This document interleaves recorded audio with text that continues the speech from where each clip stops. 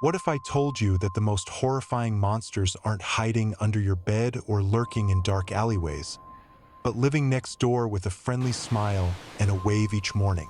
Tonight, we're diving deep into 10 real cannibal horror stories that will make you question everything you thought you knew about human nature. These aren't fictional tales designed to entertain. These are documented cases that actually happened, involving real people who crossed a line so dark that most of us can't even imagine it. Our first story takes us to the seemingly peaceful town of Plainfield, Wisconsin, where in 1957, residents discovered that their quiet neighbor Ed Gein had been living a double life that would inspire some of the most terrifying horror movies ever made. But here's the thing that'll really get under your skin. Gein wasn't just killing people. He was collecting them, transforming them into household items, and yes, consuming them in ways that defy all human understanding. On November 16, 1957, hardware store owner Bernice Wardens disappeared. The last person to see her alive was Ed Gein, who had visited her store that morning to purchase antifreeze. When police arrived at Gein's isolated farmhouse to question him, they made discoveries that would haunt them for the rest of their lives and change how America understood the nature of evil itself. Picture this scene if you can stomach it. The officers entered Gein's kitchen and found Bernice Warden's headless body hanging upside down from the ceiling, dressed like a deer carcass with her legs spread wide and her torso split open. A crossbar had been inserted between her ankles, and she was suspended from a pulley system that Gein had apparently used regularly for this purpose. But that grotesque discovery was just the beginning of their nightmare journey through a house of horrors that would make the most twisted Hollywood imagination seem tame by comparison. As they searched deeper into the house, they uncovered a collection of human remains that defied all logic and sanity. Gein had fashioned bowls from human skulls, some still containing traces of brain matter and dried blood. He had crafted chairs upholstered with human skin, complete with hair still attached and pores clearly visible under close inspection. Lampshades had been created from faces, with features still recognizable and eye holes carefully preserved to allow light to shine through in a grotesque parody of normal home decor. The investigators discovered that Gein wore a belt made of female nipples, arranged like decorative studs around his waist.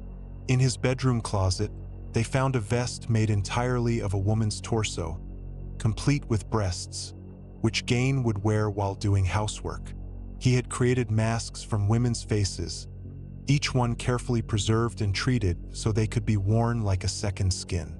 The shoebox containing 9 such masks was found under his bed, along with detailed notes about which facial features he found most appealing and which preservation techniques worked best. In the kitchen refrigerator, wrapped in butcher paper like cuts of meat, they found human organs in various stages of decomposition. Hearts, livers, and other organs were stored alongside normal food items, and investigators noted that some showed evidence of having been partially consumed.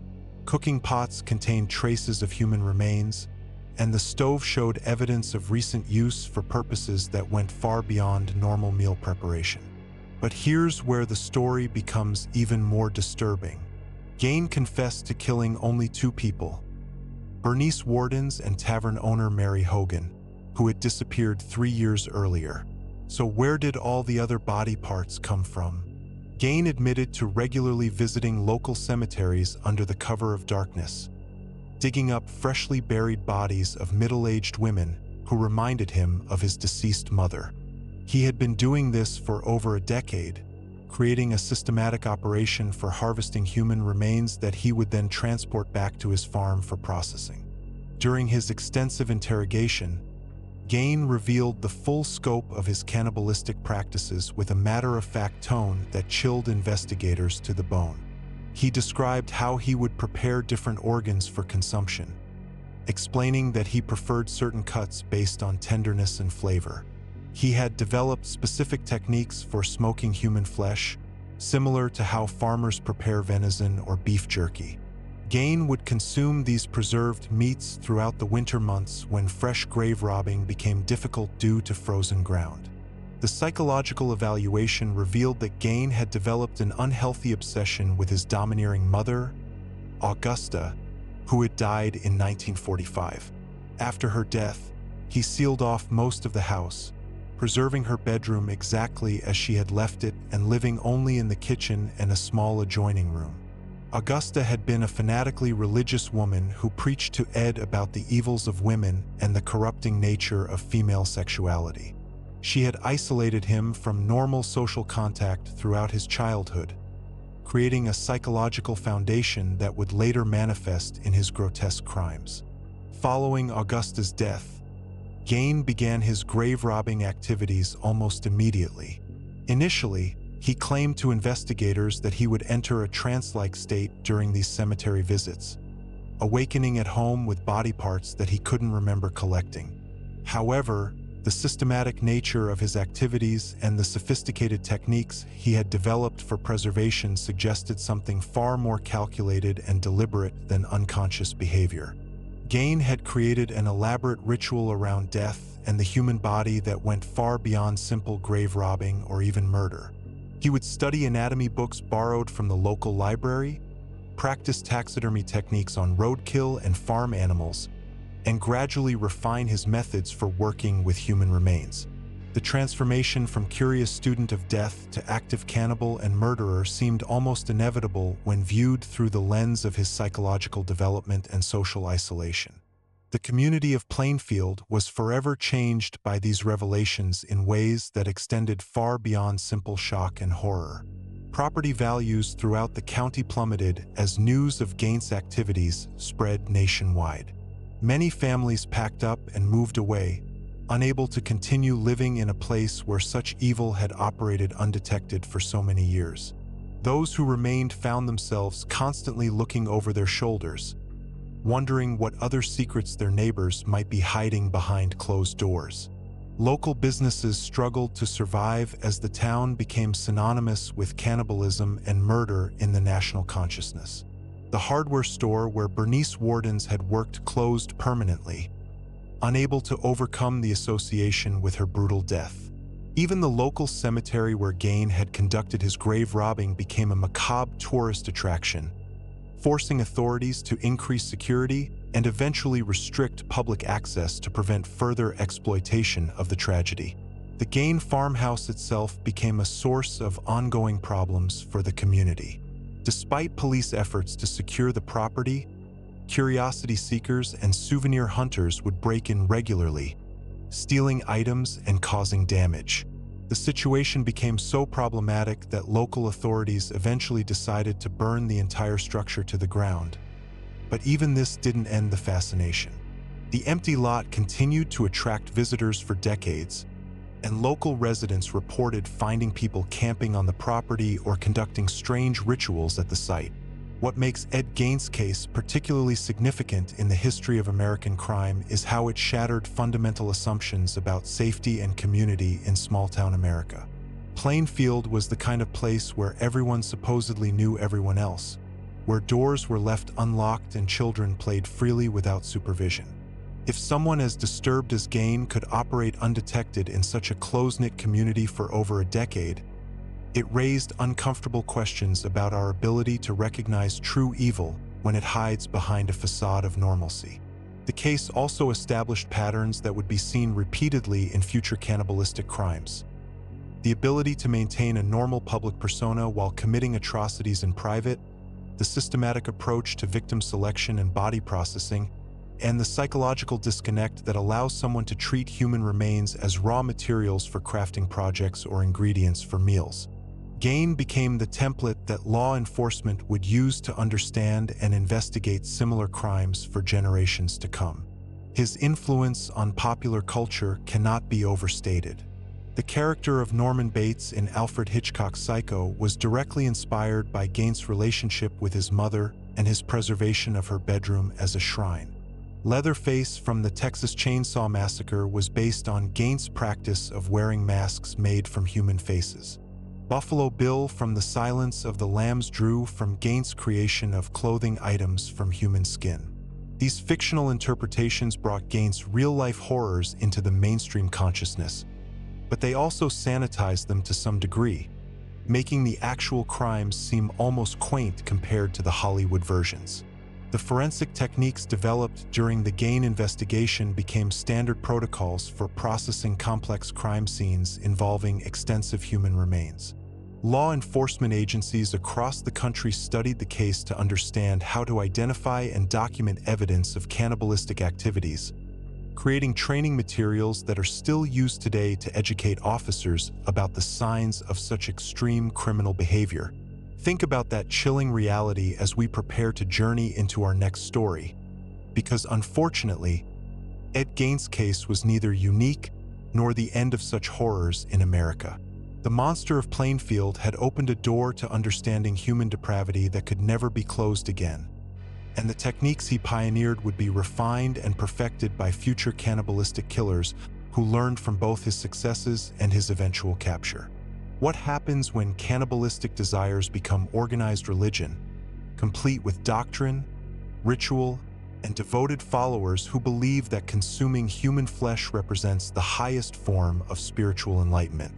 In 2021, federal authorities raided a remote compound in rural Montana where they discovered the Church of Sacred Consumption, a religious organization led by former theology professor Dr. Sarah Whitmore that had been practicing ritualistic cannibalism for over 7 years, while recruiting new members through sophisticated online evangelism and psychological manipulation techniques. The Church of Sacred Consumption represents perhaps the most disturbing evolution of cannibalistic behavior ever documented: the transformation of individual pathological desires into organized group activity that uses religious authority and spiritual manipulation to normalize and institutionalize the systematic killing and consumption of human beings. Dr. Whitmore hadn't just developed cannibalistic appetites. She had created an entire theological framework that convinced dozens of followers that eating human flesh was not only morally acceptable, but spiritually necessary for achieving divine enlightenment and eternal salvation. The investigation began when former cult member Jessica Martinez contacted the FBI after escaping from the Montana compound with horrific stories about mandatory participation in cannibalistic rituals that the group called sacred communions. Martinez described witnessing multiple murders disguised as religious ceremonies, forced consumption of human flesh presented as holy sacraments, and systematic psychological conditioning designed to break down members' moral resistance to cannibalistic practices through a combination of isolation, indoctrination, and ritualized violence. What made the Church of Sacred Consumption particularly dangerous was how Dr. Whitmore had used her academic credentials and sophisticated understanding of religious psychology to create a belief system that reframed cannibalism as divine commandment rather than criminal behavior.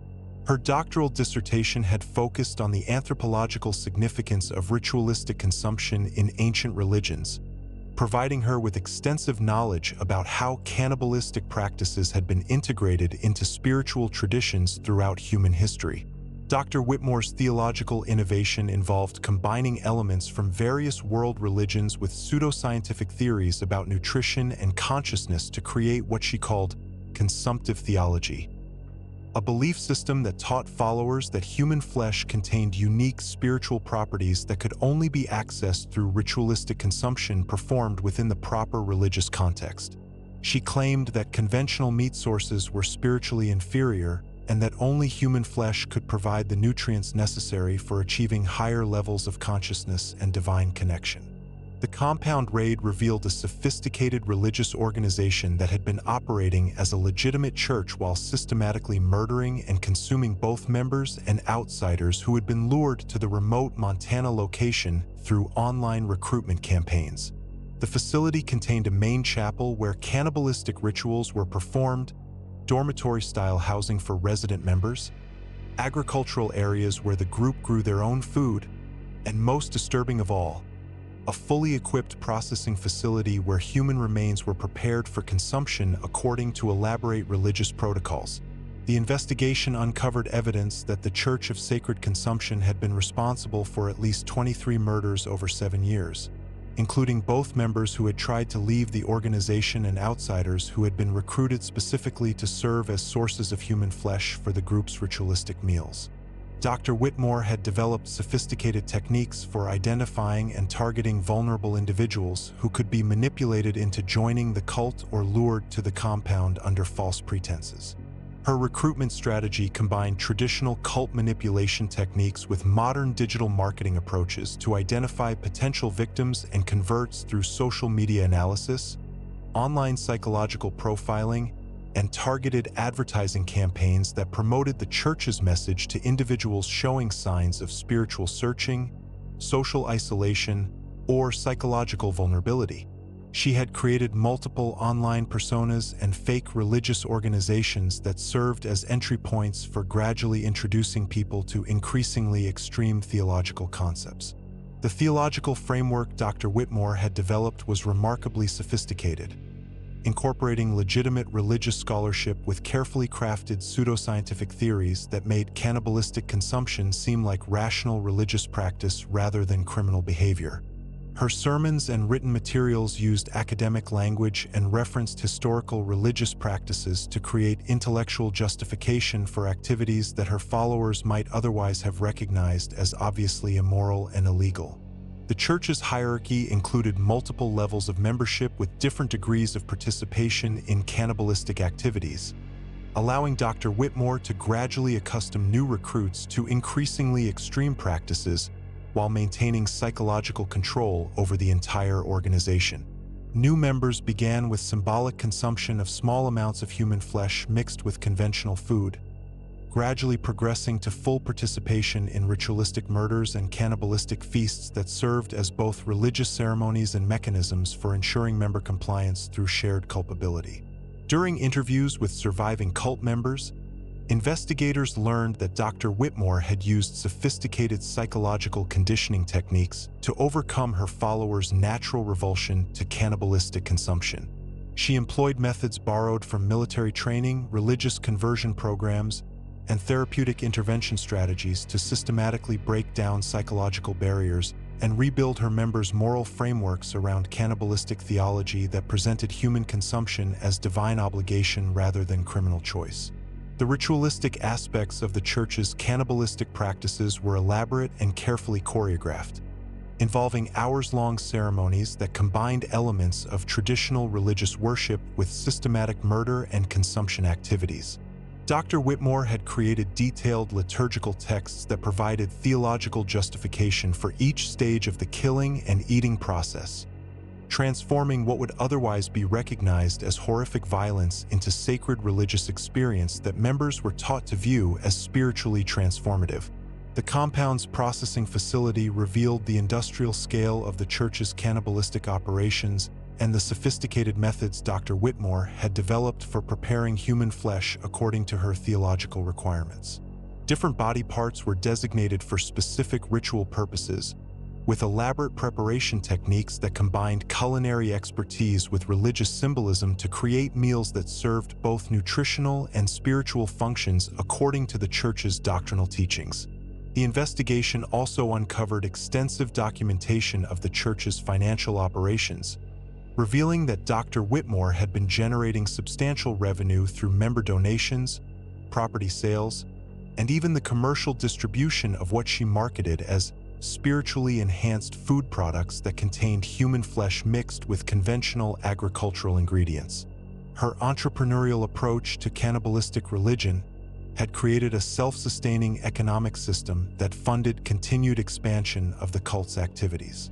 Perhaps most disturbing was the discovery that the Church of Sacred Consumption had been actively proselytizing and attempting to establish satellite organizations in other states, with Dr. Whitmore training selected members to serve as missionaries who would spread her cannibalistic theology to new communities and recruit additional followers for the Montana compound. Her long-term vision involved creating a nationwide network of cannibalistic religious organizations that would normalize human consumption through theological authority and institutional legitimacy. The psychological evaluation of Dr. Whitmore revealed someone whose academic expertise and intellectual sophistication had been combined with profound psychological pathology to create perhaps the most dangerous form of cannibalistic leadership ever documented. She displayed no remorse for the murders she had orchestrated and continued to argue that her theological innovations represented legitimate religious advancement that society was too primitive to understand or appreciate properly. During her interrogation, Dr. Whitmore maintained that her cannibalistic theology was based on authentic spiritual insights that had been suppressed by conventional religious institutions due to their fear of challenging established moral boundaries. She expressed frustration that law enforcement and society were interfering with what she considered vital religious work that was helping her followers achieve higher levels of consciousness and spiritual development through sacred consumption practices. The case exposed significant vulnerabilities in religious freedom protections and oversight systems that had allowed the Church of Sacred Consumption to operate as a legitimate religious organization while systematically committing murder and cannibalism under the guise of theological practice. Dr. Whitmore's academic credentials and sophisticated theological arguments had provided credibility that helped her avoid scrutiny from authorities who were reluctant to interfere with what appeared to be legitimate religious activity. The community impact extended far beyond the immediate victims and cult members because Dr. Whitmore's case demonstrated how religious authority and academic credibility could be weaponized to normalize and institutionalize the most extreme forms of human violence. Her success in convincing dozens of followers to participate in cannibalistic murders challenged fundamental assumptions about the relationship between education, religious belief, and moral behavior. The international implications were also significant because the Church of Sacred Consumption had been attempting to establish connections with similar organizations worldwide, including groups in Europe and Asia that had expressed interest in Dr. Whitmore's theological innovations. The investigation revealed correspondence with individuals in multiple countries who were planning to implement similar cannibalistic religious organizations based on her theological framework and operational methods.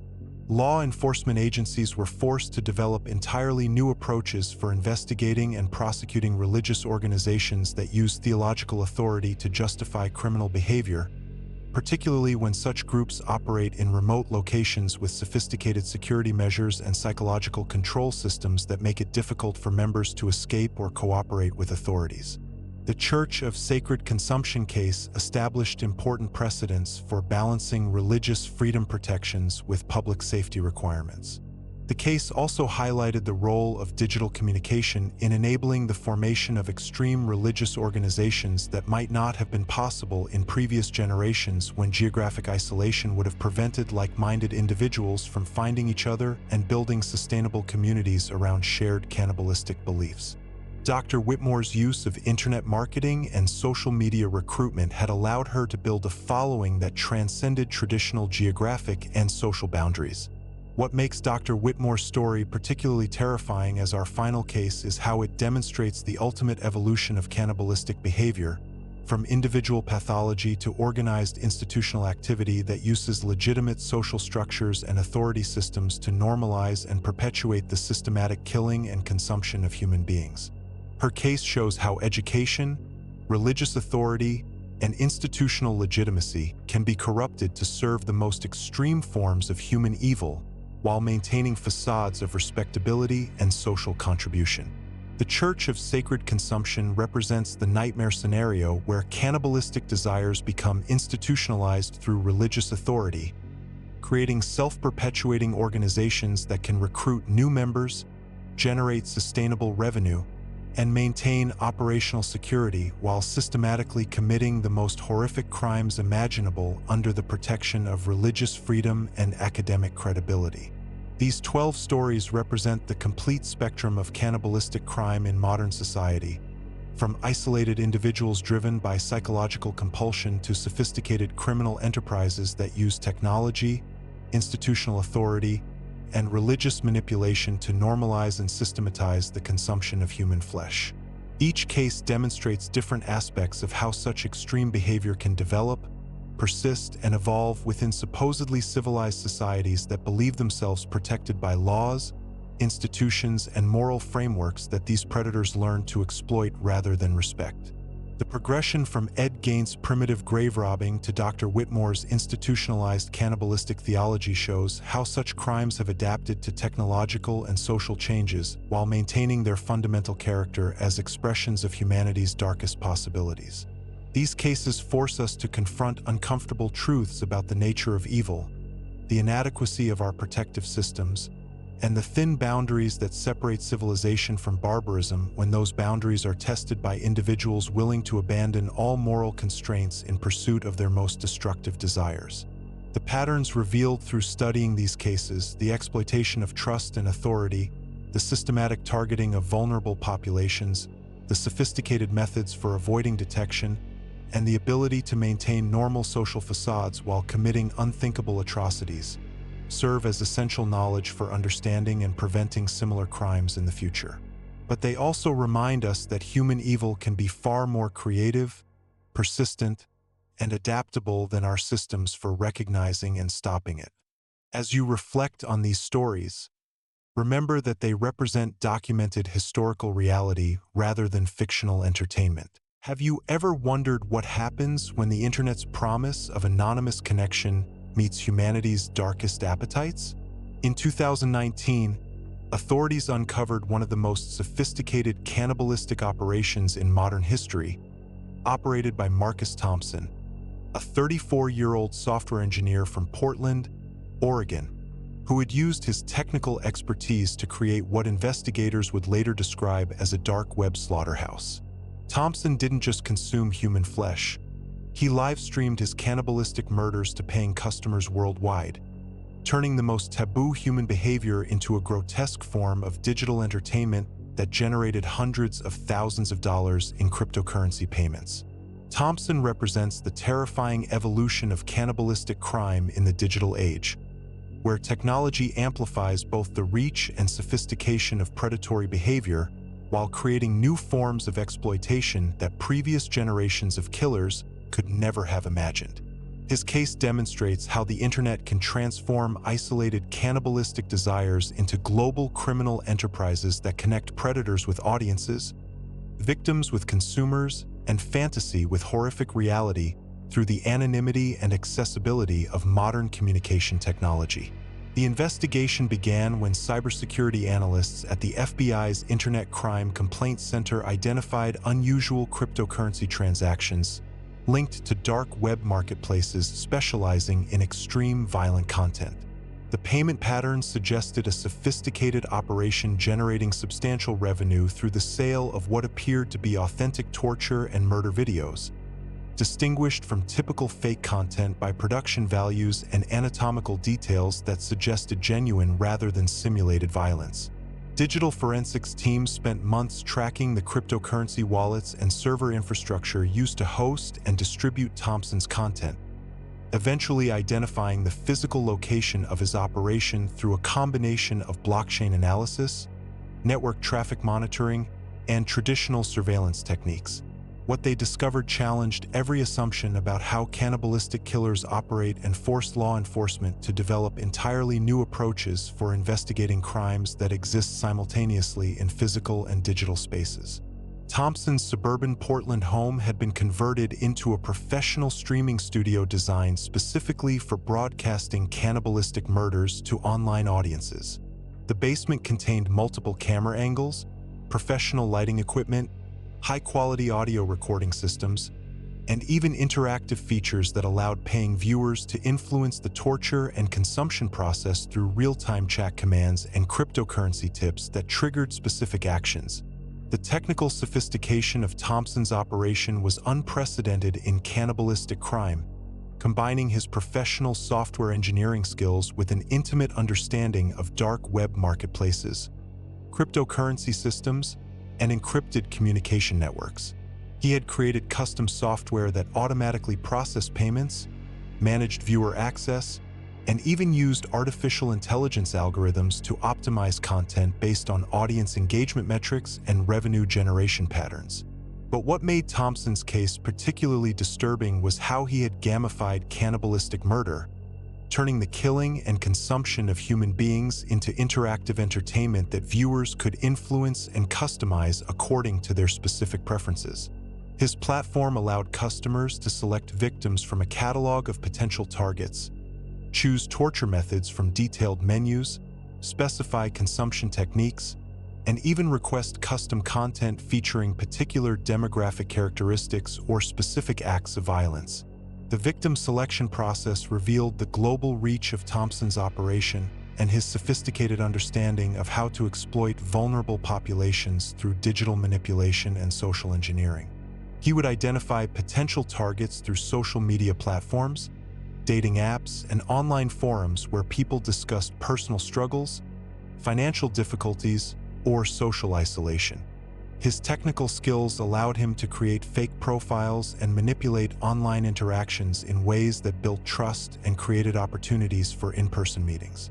Thompson's approach to digital cannibalism combined traditional predatory techniques with cutting-edge technology to create what investigators described as a murder-as-a-service platform that treated human beings like customizable consumer products.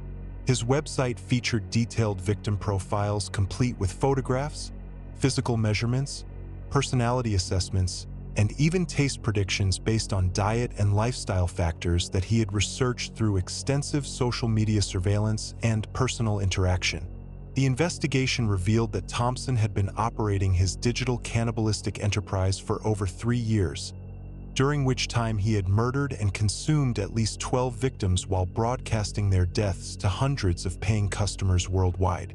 His subscriber base included individuals from over 30 countries, generating revenue that had allowed him to continuously upgrade his equipment, expand his operational capacity, and develop increasingly sophisticated techniques for victim acquisition and content production. During raids on Thompson's property, investigators discovered extensive documentation of his cannibalistic activities, including detailed victim files, customer interaction logs, revenue reports, and even performance analytics that tracked viewer engagement and satisfaction ratings for different types of violent content. His systematic approach to monetizing cannibalistic murder revealed someone who had transformed extreme violence into a business enterprise optimized for profit maximization and customer satisfaction.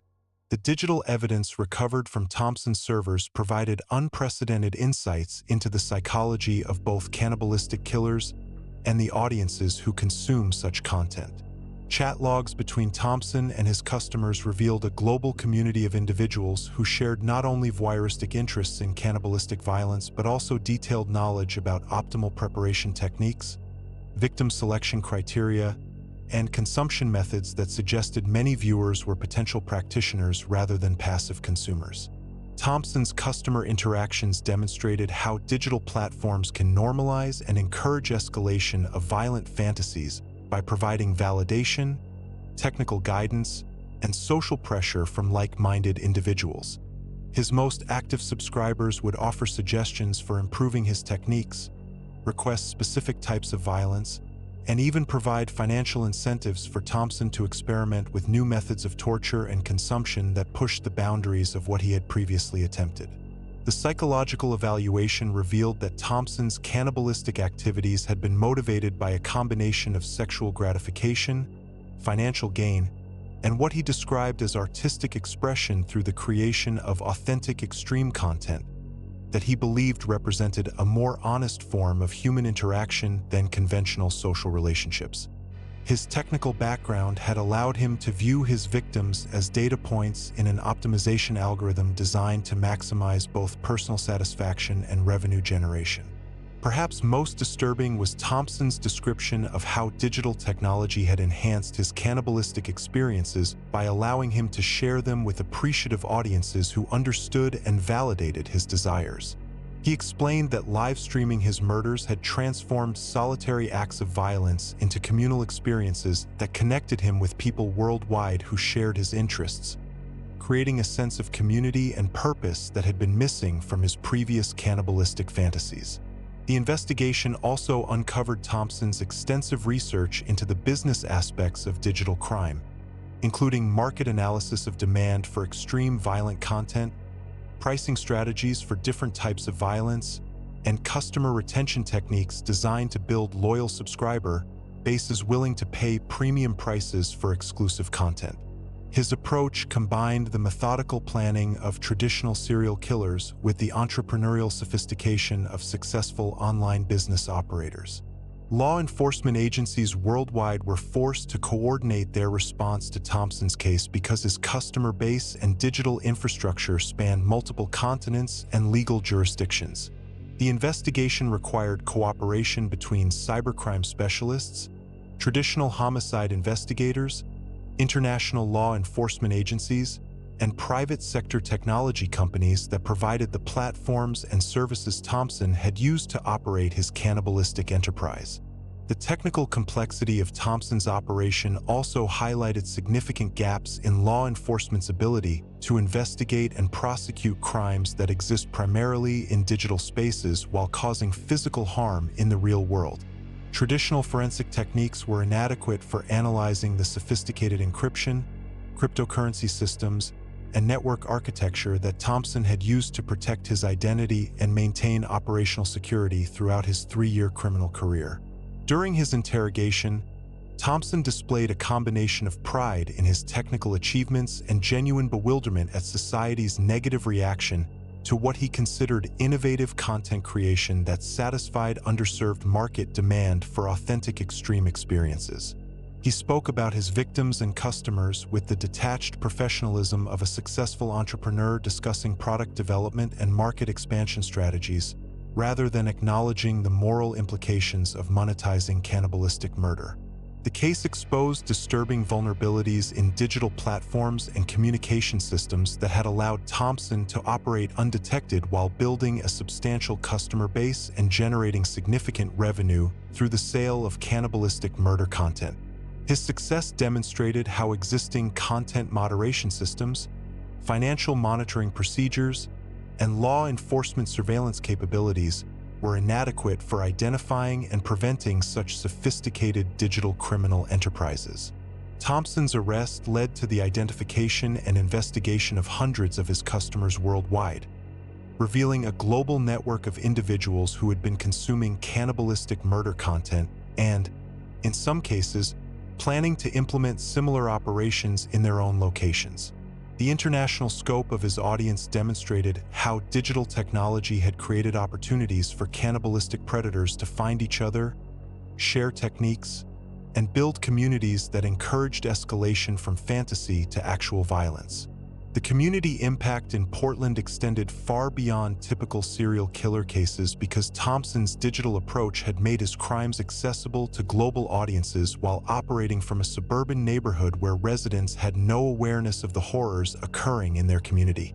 The realization that their neighbor had been broadcasting cannibalistic murders to worldwide audiences created a new form of trauma that combined personal violation with the knowledge that their community had been unwittingly participating in global criminal enterprise. The case also raised important questions about the responsibility of technology companies, financial institutions, and internet service providers in preventing the use of their platforms for extreme criminal activities. Thompson's operation had relied on legitimate business services and technologies that had been adapted for criminal purposes, highlighting the challenges of preventing such abuse without compromising the privacy and functionality that make these systems valuable for legitimate users. What makes Thompson's story particularly significant in understanding modern cannibalistic crime is how it demonstrates the transformation of such behavior from isolated pathological activity into networked criminal enterprise that can generate substantial revenue while serving global audiences.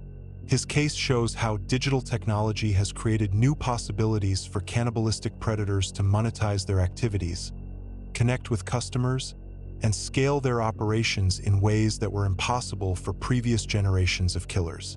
The investigation also revealed disturbing trends in online extreme content consumption that suggest growing demand for authentic violence and cannibalistic material among certain internet user populations.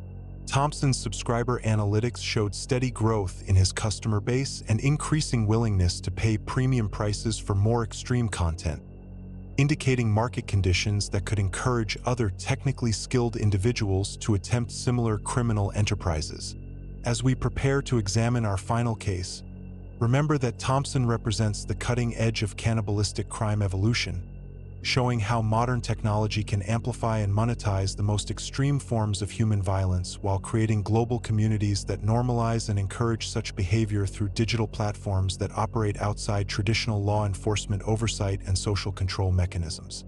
Have you ever wondered what goes through someone's mind as they convince another human being to come home with them, knowing full well they plan to kill, dismember, and eat them? Jeffrey Dahmer didn't just murder 17 people between 1978 and 1991. He transformed his Milwaukee apartment into a laboratory of horrors where he conducted experiments in cannibalism, necrophilia, and psychological control that would redefine how America understood the nature of serial killing and human consumption. Unlike Ed Gein, who primarily targeted the already dead, Dahmer hunted living victims with a methodical precision that law enforcement had never encountered before. His hunting ground was the gay bars and clubs of Milwaukee, where he would charm young men with his quiet demeanor, boyish good looks, and offers of money for photos or drinks back at his apartment. But what made Dahmer particularly dangerous wasn't just his ability to lure victims. It was his sophisticated understanding of human psychology and his talent for appearing completely normal even while planning the most horrific crimes imaginable. Dahmer's cannibalistic activities weren't impulsive acts of violence, but carefully planned experiments in what he called total possession of another human being. He didn't just want to kill these men. He wanted to own them completely, to transform them into permanent companions who could never leave him or reject him. This obsession led him down a path of experimentation that included drilling holes into living victim skulls and injecting them with muriatic acid in attempts to create living zombies who would be completely submissive to his will. The apartment at 924 North 25th Street became Dahmer's personal laboratory where he refined techniques for murder, dismemberment, preservation, and consumption that he had been developing since his teenage years. Neighbors in the Oxford Apartments complex complained regularly about strange smells emanating from Unit 213, but Dahmer always had plausible explanations ready. He would tell them his freezer had broken and meat had spoiled, or that he had been cleaning fish for a friend's restaurant. The truth was infinitely more sinister and would have been impossible for normal people to imagine even if they had suspected something was wrong. Inside that cramped one-bedroom apartment, Dahmer was operating what amounted to a human slaughterhouse and meat processing facility. He had converted his bedroom into a primary workspace where he would kill victims using various methods, depending on his mood and the specific experiments he wanted to conduct. Some victims were strangled manually, others were drugged into unconsciousness before being killed, and a few were subjected to the skull drilling procedure while still alive to observe their reactions to the brain damage he was inflicting. The kitchen had been transformed into a butcher shop where Dahmer would systematically dismember bodies using tools he had carefully selected and maintained for maximum efficiency. He owned an extensive collection of knives, saws, and other implements that he would clean and sharpen regularly, treating them with the same care that a professional chef might show toward expensive cutlery. The bathtub served as his primary workspace for the messier aspects of dismemberment, and he had developed techniques for minimizing cleanup while maximizing his ability to preserve usable body parts. Dahmer's approach to cannibalism was both systematic and experimental. He would carefully select portions of each victim based on factors like muscle development, age, and what he perceived as aesthetic appeal. His refrigerator and freezer were organized like a meat locker, with different cuts wrapped and labeled according to victim and body part. He had developed specific preparation techniques for different organs and muscle groups, experimenting with various seasonings and cooking methods to find combinations that he found most palatable. The psychological aspects of Dahmer's cannibalism were perhaps even more disturbing than the physical acts themselves. He explained to investigators that consuming his victims was the ultimate form of intimacy and possession, allowing him to literally make them a permanent part of his body. He would often eat portions of victims while looking at photographs he had taken of them, creating what he described as a continuing relationship that death could not end. This twisted logic allowed him to transform acts of ultimate violence into expressions of what he genuinely believed was love and devotion. On July 22, 1991, the case that would ultimately lead to Dahmer's capture began when 14-year-old Konorak Synthesumphone managed to escape from the apartment after being subjected to the skull drilling procedure. The boy was naked, bleeding from a hole in his head, and so disoriented from brain damage that he could barely walk or speak coherently. When concerned citizens called police, Dahmer followed the boy outside and calmly explained to the responding officers that Konorak was his 19-year-old boyfriend who had simply had too much to drink during a domestic dispute. The 3 police officers who responded to the call made a decision that would haunt them for the rest of their careers. Despite the obvious signs of serious injury and the boy's inability to communicate clearly, they believed Dahmer's story and actually helped him carry Konorak back into the apartment. The officers later admitted they were influenced by Dahmer's calm demeanor, articulate explanations, and their own discomfort with what they perceived as a homosexual domestic situation. Less than 2 hours after police left, Dahmer killed Konorak and began the familiar process of dismemberment and preservation. When Dahmer was finally arrested 2 months later on July 22, 1991, the responding officers discovered a scene that challenged their understanding of human evil and forced Milwaukee police to develop entirely new protocols for processing crime scenes involving extensive human remains. Tracy Edwards, a potential victim who had managed to escape with handcuffs still attached to one wrist, had flagged down patrol officers and led them back to Dahmer's apartment where they discovered evidence that would shock even experienced investigators. The refrigerator contained 4 severed heads, various hands and genitals, and a human heart that Dahmer later admitted he had been planning to consume that evening.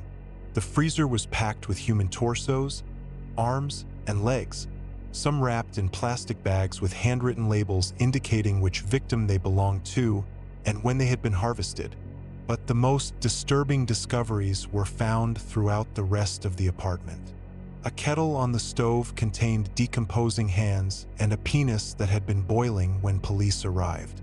Various pots and pans showed evidence of recent use for cooking human flesh, and the apartment was filled with the smell of decomposition mixed with cooking odors that created a nauseating combination that several officers would never forget. Dahmer had also preserved skulls and bones as decorations, arranging them throughout the apartment like macabre artwork that he would admire while eating his meals. Some skulls had been painted, others had been bleached white, and a few had been converted into drinking vessels that Dahmer used for consuming alcohol during his cannibalistic meals. The detailed confessions that Dahmer provided to investigators revealed the full scope of his cannibalistic practices and the psychological motivations that drove him to consume human flesh.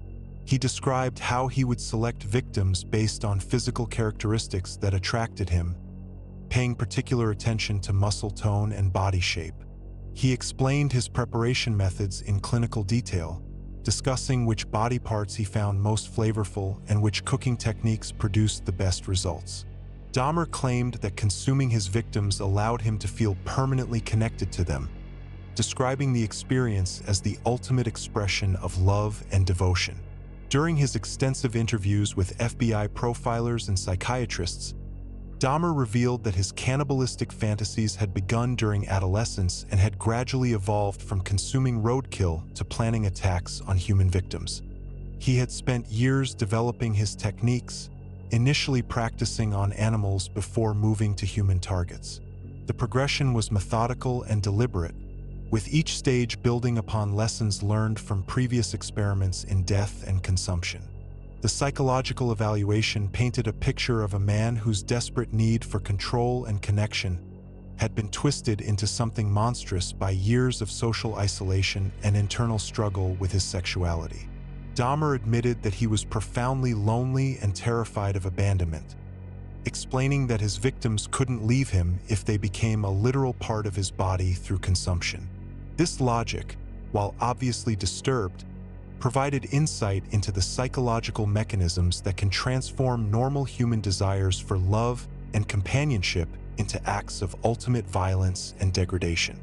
One of the most chilling aspects of Dahmer's case was his ability to maintain a completely normal facade while conducting these experiments in cannibalism and murder. He held steady employment at the Ambrosia Chocolate Company, where co-workers remember him as quiet but reliable.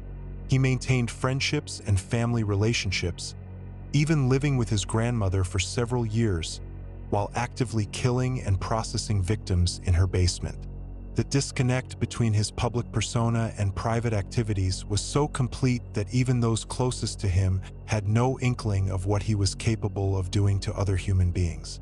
The trial proceedings revealed additional horrifying details about Dahmer's systematic approach to cannibalism and body preservation. He had maintained extensive photographic documentation of his crimes, taking pictures of victims at various stages of the killing and dismemberment process. These photographs served both as trophies and as reference materials for refining his techniques, allowing him to study his methods and identify areas for improvement in future crimes. The photos also revealed that Dahmer would sometimes pose with body parts or arrange them in artistic configurations before consumption. What makes Jeffrey Dahmer's story particularly relevant to understanding cannibalistic crime is how it demonstrated the potential for such extreme behavior to remain hidden within normal society for extended periods. Dahmer operated successfully for over 13 years, during which time he refined his methods and escalated his activities while maintaining employment, relationships, and a public reputation as a somewhat odd but harmless individual. His case forced law enforcement to recognize that the most dangerous predators are often those who appear most normal to the outside world. The impact on Milwaukee's gay community was particularly devastating, as Dahmer had specifically targeted young gay men of color, exploiting their vulnerability and society's relative indifference to their disappearances.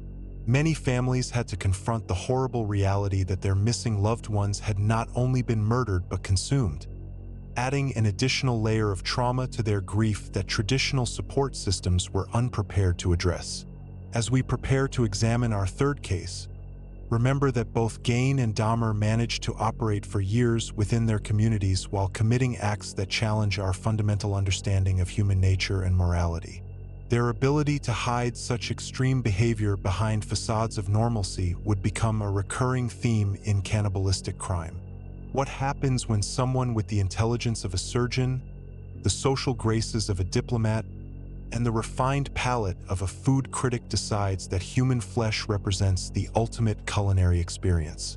Dr. Alfredo Bally Trevino wasn't a fictional character created by Thomas Harris. He was a real Mexican physician whose sophisticated approach to cannibalism and murder inspired the creation of Hannibal Lecter and proved that the most dangerous monsters are often those who hide behind credentials, education, and social respectability. In the early 1960s, Dr. Trevino was a highly respected physician practicing internal medicine in Monterrey, Mexico. He had completed his medical education at prestigious institutions, spoke multiple languages fluently, and moved comfortably within the city's elite social circles. Patients trusted him implicitly, colleagues sought his professional opinions, and Mexican society viewed him as a model citizen whose success reflected the best possibilities of education and professional achievement. But behind this carefully crafted facade of respectability was a man who had developed tastes that extended far beyond conventional boundaries of human behavior. Unlike the crude butchery and obvious psychological disturbance we've encountered in previous cases, Dr. Trevino approached cannibalism with the same methodical precision and intellectual rigor that he applied to his medical practice. He didn't stumble into these behaviors through trauma or social isolation. Instead, he made a deliberate decision to explore what he considered the ultimate frontier of human experience, treating cannibalism as an intellectual and sensory adventure that few people possessed the sophistication to appreciate properly. The investigation into Dr. Trevino began in the summer of 1962 when Jesus Castillo Rangel, a young man from a prominent Monterrey family, disappeared after visiting the doctor's clinic for treatment of a persistent stomach ailment. When Rangel failed to return home that evening, his family immediately contacted authorities, launching a search that would ultimately expose one of the most sophisticated cannibalistic operations ever documented by law enforcement. The initial investigation seemed routine. Police questioned Dr. Trevino about his patient's visit and examined the clinic for any signs of struggle or violence. The doctor appeared completely cooperative, providing detailed medical records and expressing appropriate concern for his missing patient's welfare. His calm demeanor, professional credentials, and obvious respectability initially placed him above suspicion in the minds of investigators who were looking for more obvious signs of criminal behavior. However, as the investigation continued and additional patients were reported missing over the following weeks, authorities began to take a closer look at Dr. Trevino's activities. What they discovered challenged every assumption they had made about the relationship between education, social status, and criminal behavior. The doctor's clinic contained a sophisticated laboratory and food preparation area that served dual purposes: healing patients during regular business hours and processing human flesh for consumption during private sessions. The basement of the clinic had been converted into what could only be described as a gourmet kitchen designed specifically for preparing human flesh. Dr. Trevino had installed professional-grade equipment including commercial meat grinders, precision temperature controls, and specialized storage facilities that maintained optimal conditions for preserving human tissue. His medical knowledge allowed him to identify and harvest the choicest portions of human anatomy with surgical precision, selecting cuts based on factors like muscle fiber density, fat content, and what he had determined through experimentation to be optimal flavor characteristics. But perhaps most disturbing was the discovery that Dr. Trevino hadn't been consuming human flesh in private shame. He had been serving it to unsuspecting guests at elaborate dinner parties that he hosted regularly for Monterrey's social elite. His sophisticated palate and culinary skills had enabled him to prepare human flesh in ways that disguised its true nature, incorporating it into complex dishes that his guests praised for their unusual flavors and expert preparation. The realization that prominent members of Mexican society had been unknowingly consuming human flesh at social gatherings created a scandal that reverberated throughout the country's upper classes. During his interrogation following arrest, Dr. Trevino displayed the same calm, analytical demeanor that had made him successful in medical practice. He spoke about his cannibalistic activities with the detached professionalism of a researcher discussing experimental results, explaining his victim selection criteria and describing his preferred preparation methods using the precise vocabulary of both medical science and culinary arts. He seemed genuinely puzzled by the horror and revulsion that his activities provoked, viewing society's reaction as evidence of narrow-mindedness rather than appropriate moral judgment. The psychological evaluation revealed that Dr. Trevino viewed cannibalism as the logical extension of his medical expertise and intellectual curiosity. He explained that his comprehensive understanding of human anatomy had naturally led to questions about taste, texture, and nutritional value that could only be answered through direct experimentation. In his mind, consuming human flesh was simply another form of medical research, albeit one that society was too squeamish and intellectually limited to appreciate properly. Dr. Trevino had developed what he considered to be a scientific approach to human consumption, maintaining detailed records of his experiments including victim characteristics, preparation methods, and sensory evaluations. His notes read like a combination of medical research and food criticism, with precise descriptions of how factors like age, health status, diet, and emotional state at time of death affected the taste and texture of human flesh. He had even developed a classification system for different types of human meat, rating various body parts and preparation techniques according to criteria that he had established through years of systematic experimentation. The investigation revealed that Dr. Trevino had been practicing cannibalism for at least 5 years before his arrest, during which time he had consumed portions of more than 20 victims. His medical position provided him with perfect access to potential prey. Patients who came to him seeking help became unwitting candidates for his dinner table. His professional authority and social status made him virtually immune to suspicion, and his medical knowledge allowed him to eliminate evidence and dispose of remains in ways that avoided detection by law enforcement agencies that weren't prepared to investigate such sophisticated criminal operations. What made Dr. Trevino particularly dangerous was his ability to use his medical expertise to access victims through multiple channels beyond his regular practice. He had developed relationships with morgue attendants and mortuary workers throughout Monterey, gaining access to fresh corpses under the pretense of conducting research into causes of death and tissue preservation. This network allowed him to experiment with human flesh before escalating to murder when corpses alone no longer satisfied his desire for complete control over the entire process from victim selection to final consumption. The doctor's social connections also provided him with opportunities to identify and access victims who wouldn't be immediately missed.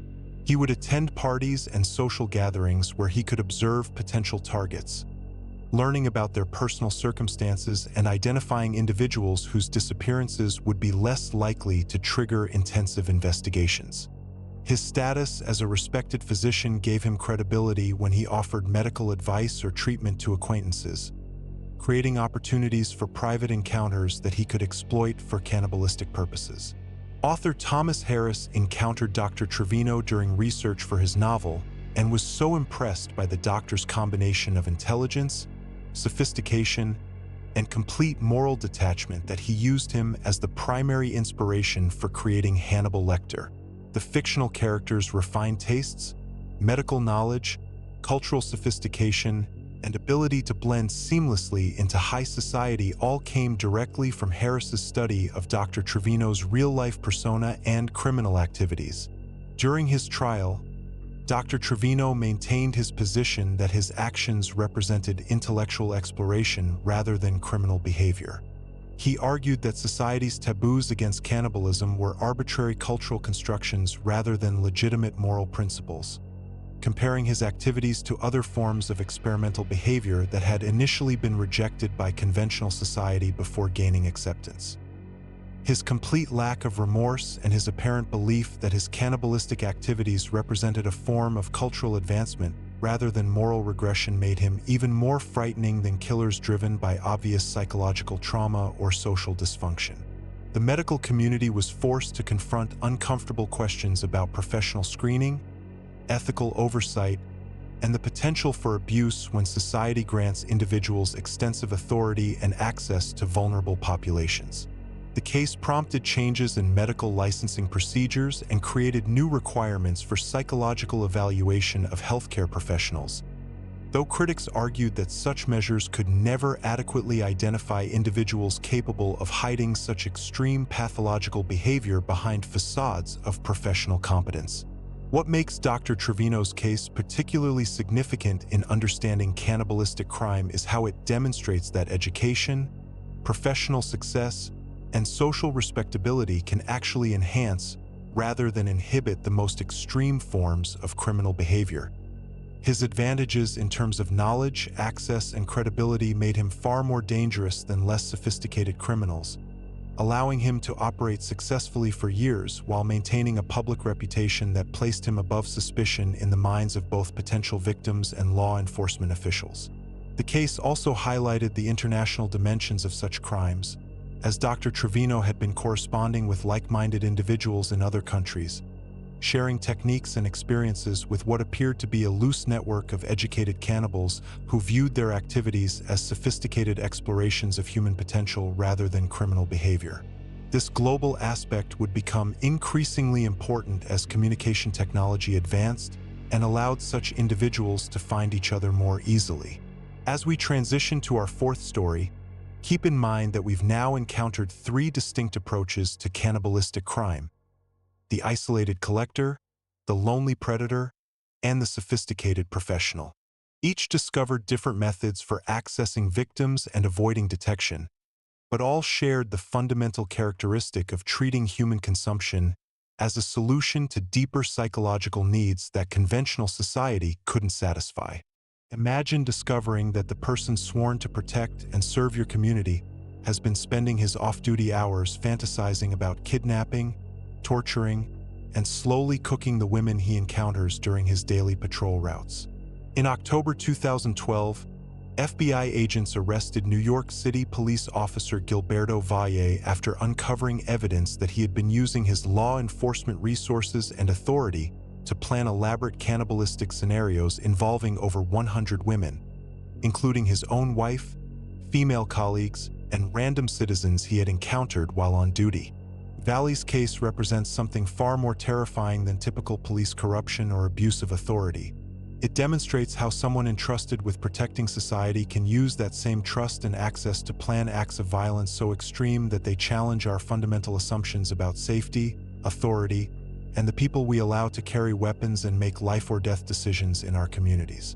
The investigation began when Valle's wife, Kathleen Mangan-Valle, discovered disturbing internet activity on their shared home computer and contacted the FBI after reading conversations that detailed elaborate plans for her own kidnapping, torture, and consumption.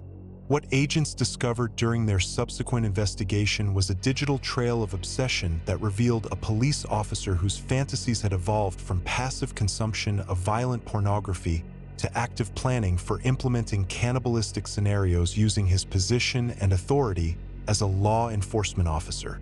Valle's computer contained thousands of pages of conversations with like-minded individuals who shared detailed fantasies about hunting, capturing, and consuming women.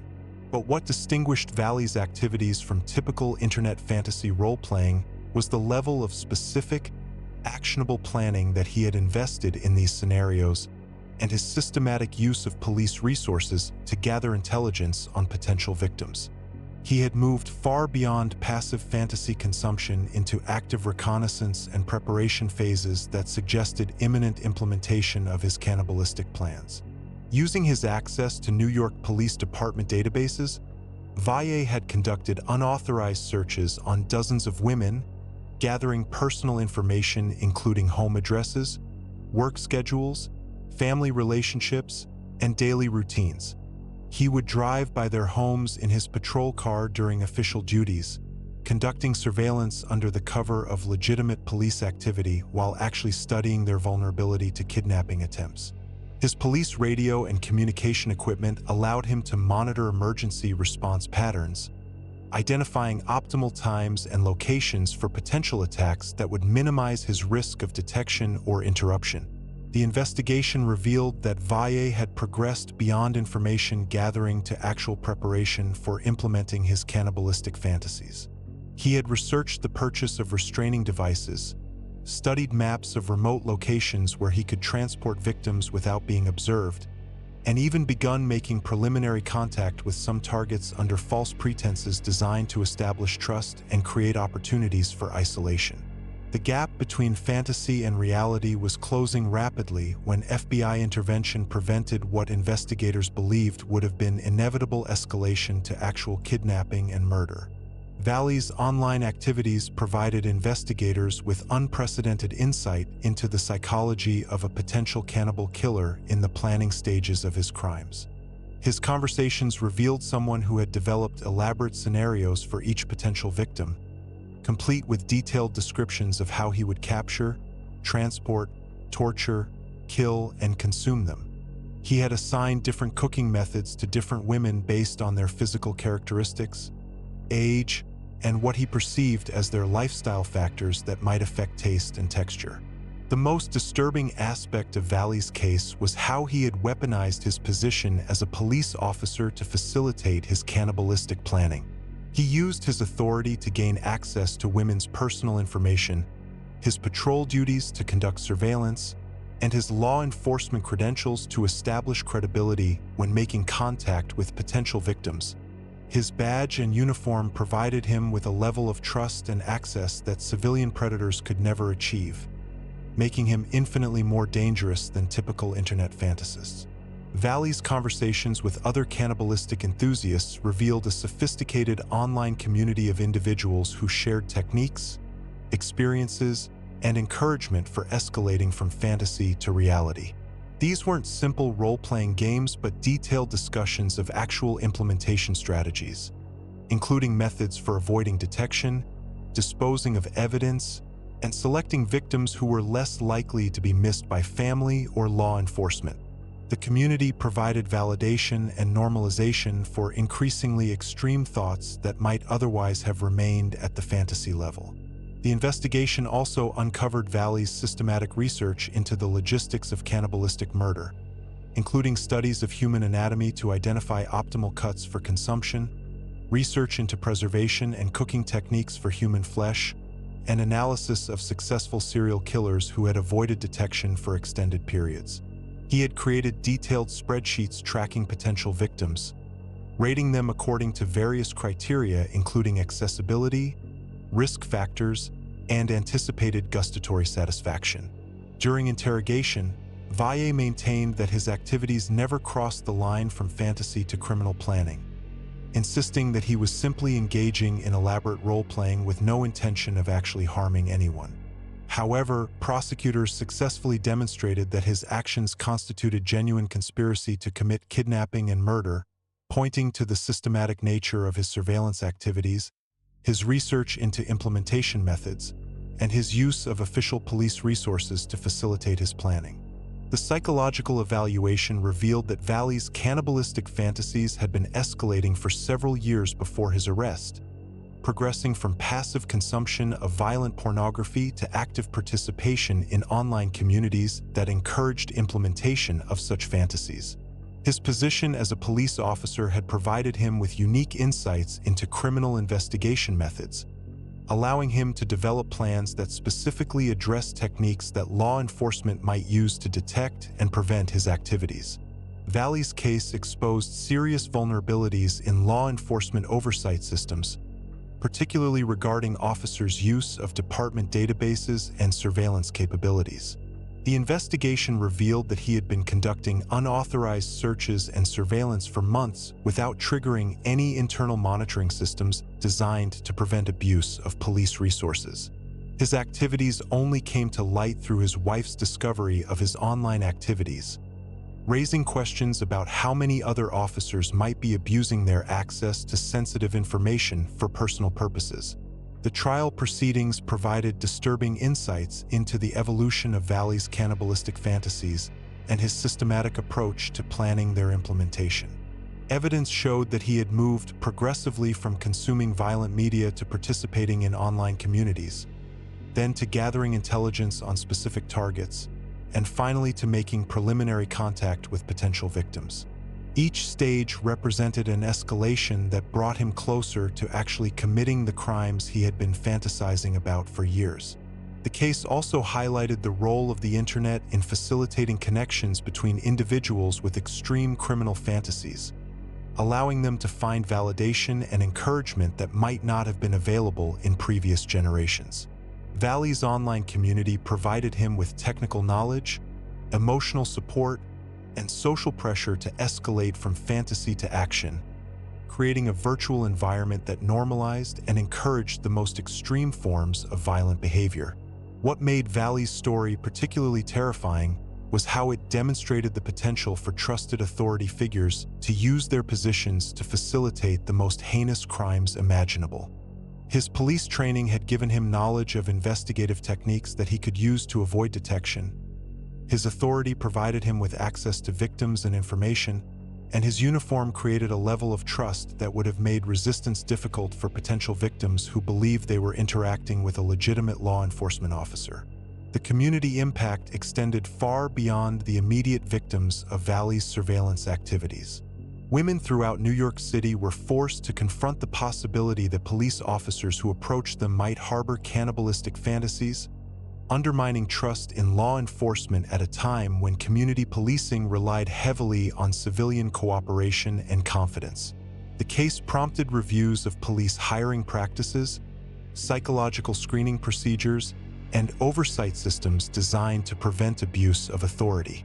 The trial proceedings provided disturbing insights into the evolution of Valley's cannibalistic fantasies and his systematic approach to planning their implementation.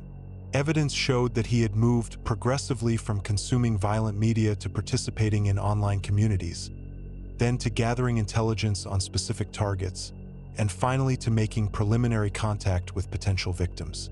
Each stage represented an escalation that brought him closer to actually committing the crimes he had been fantasizing about for years. The case also highlighted the role of the internet in facilitating connections between individuals with extreme criminal fantasies, allowing them to find validation and encouragement that might not have been available in previous generations. Valley's online community provided him with technical knowledge, emotional support, and social pressure to escalate from fantasy to action, creating a virtual environment that normalized and encouraged the most extreme forms of violent behavior. What made Valley's story particularly terrifying was how it demonstrated the potential for trusted authority figures to use their positions to facilitate the most heinous crimes imaginable. His police training had given him knowledge of investigative techniques that he could use to avoid detection. His authority provided him with access to victims and information, and his uniform created a level of trust that would have made resistance difficult for potential victims who believed they were interacting with a legitimate law enforcement officer. The community impact extended far beyond the immediate victims of Valley's surveillance activities. Women throughout New York City were forced to confront the possibility that police officers who approached them might harbor cannibalistic fantasies, undermining trust in law enforcement at a time when community policing relied heavily on civilian cooperation and confidence. The case prompted reviews of police hiring practices, psychological screening procedures, and oversight systems designed to prevent abuse of authority. Valley's sentencing reflected the serious nature of his crimes despite the fact that he had not actually harmed anyone physically. The court recognized that his systematic planning and use of official resources represented a clear and present danger to public safety that warranted significant punishment. The case established important precedents for prosecuting conspiracy charges in cases involving detailed criminal planning that had not yet resulted in physical harm to victims. As we move into our fifth story, remember that Valle represents a new evolution in cannibalistic crime. Someone who used modern technology and institutional authority to plan crimes that would have been impossible for previous generations of predators to contemplate. His case demonstrates how traditional safeguards and oversight systems may be inadequate for detecting and preventing such sophisticated criminal planning in the digital age. What happens when cannibalism becomes consensual?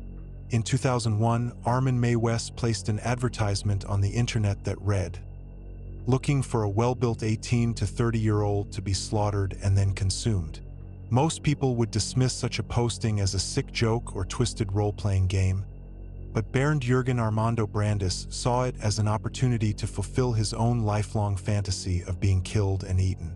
The case that followed would challenge every assumption about cannibalism, consent, and the darkest reaches of human psychology, while raising legal and ethical questions that continue to perplex scholars today.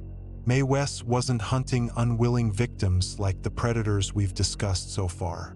Instead, he was catering to individuals who actively wanted to be killed and eaten, turning cannibalism into what he considered a mutually beneficial transaction that satisfied the deepest desires of both parties.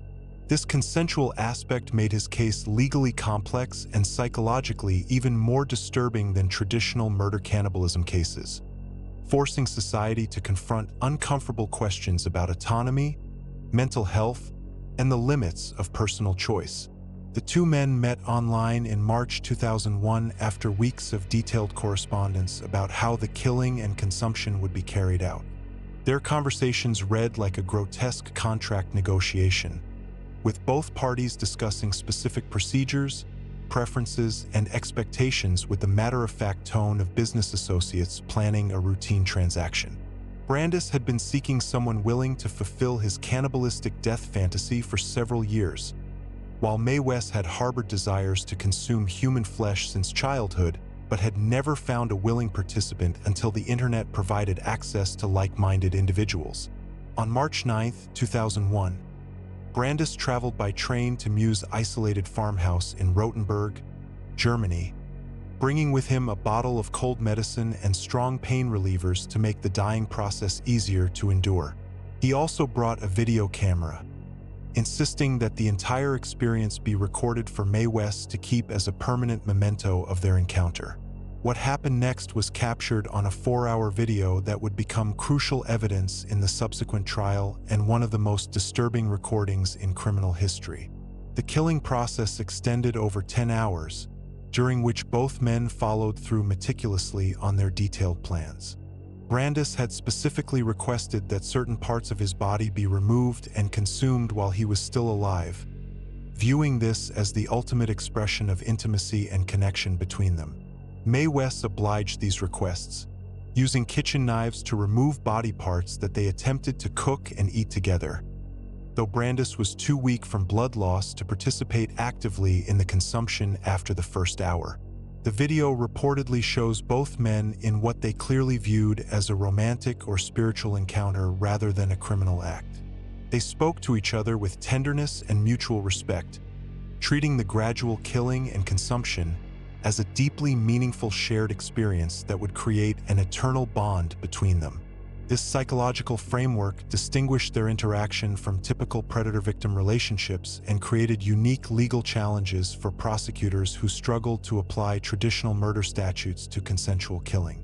After Brandis died from blood loss, Mae West spent the next 10 months methodically butchering and consuming his body with the systematic approach of someone processing livestock for long-term food storage.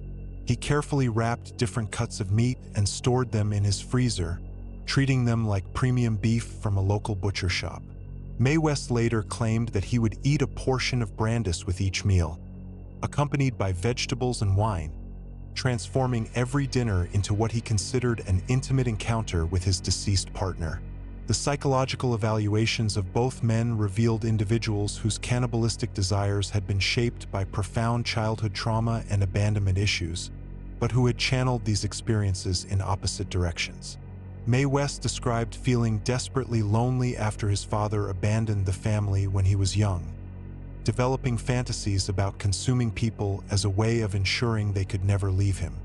Brandis, conversely, had developed a desire to be consumed as the ultimate form of self-sacrifice and connection, viewing his own death and consumption as a gift he could give to someone who would truly appreciate the intimacy of the act. Mew's farmhouse reflected his lifelong obsession with cannibalism and his systematic approach to preparing for the encounter with Brandis.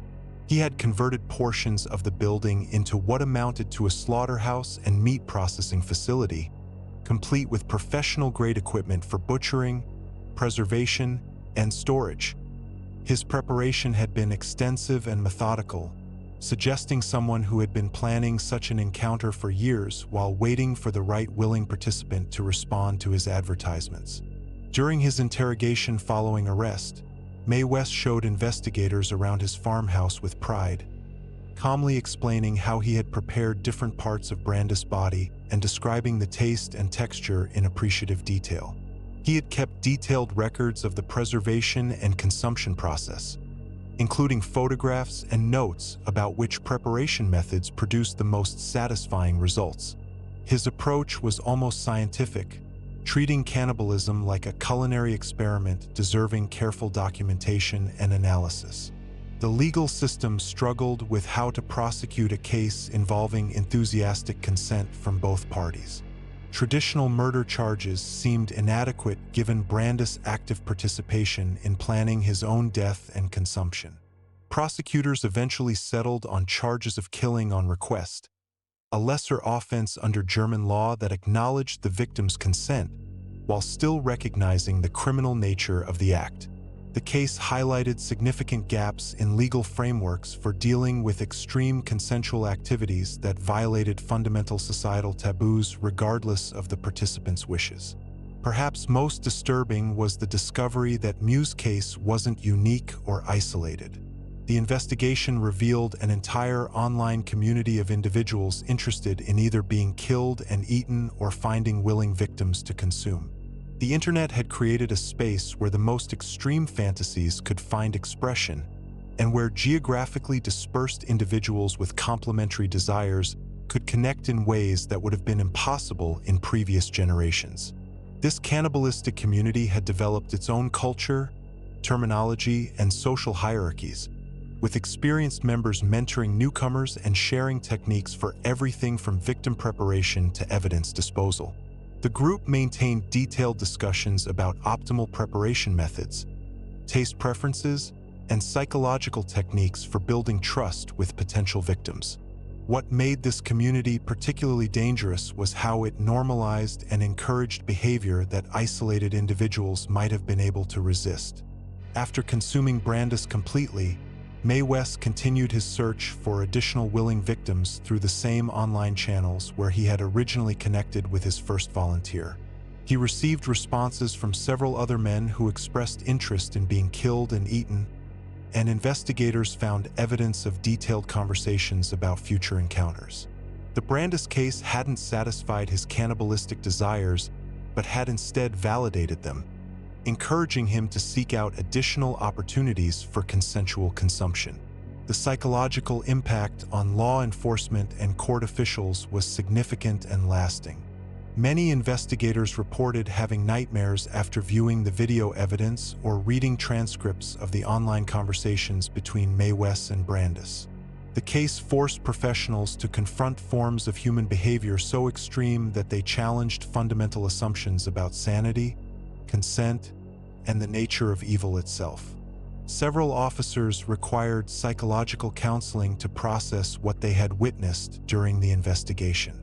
Mew's calm demeanor throughout the investigation and trial was perhaps the most unsettling aspect of the entire case.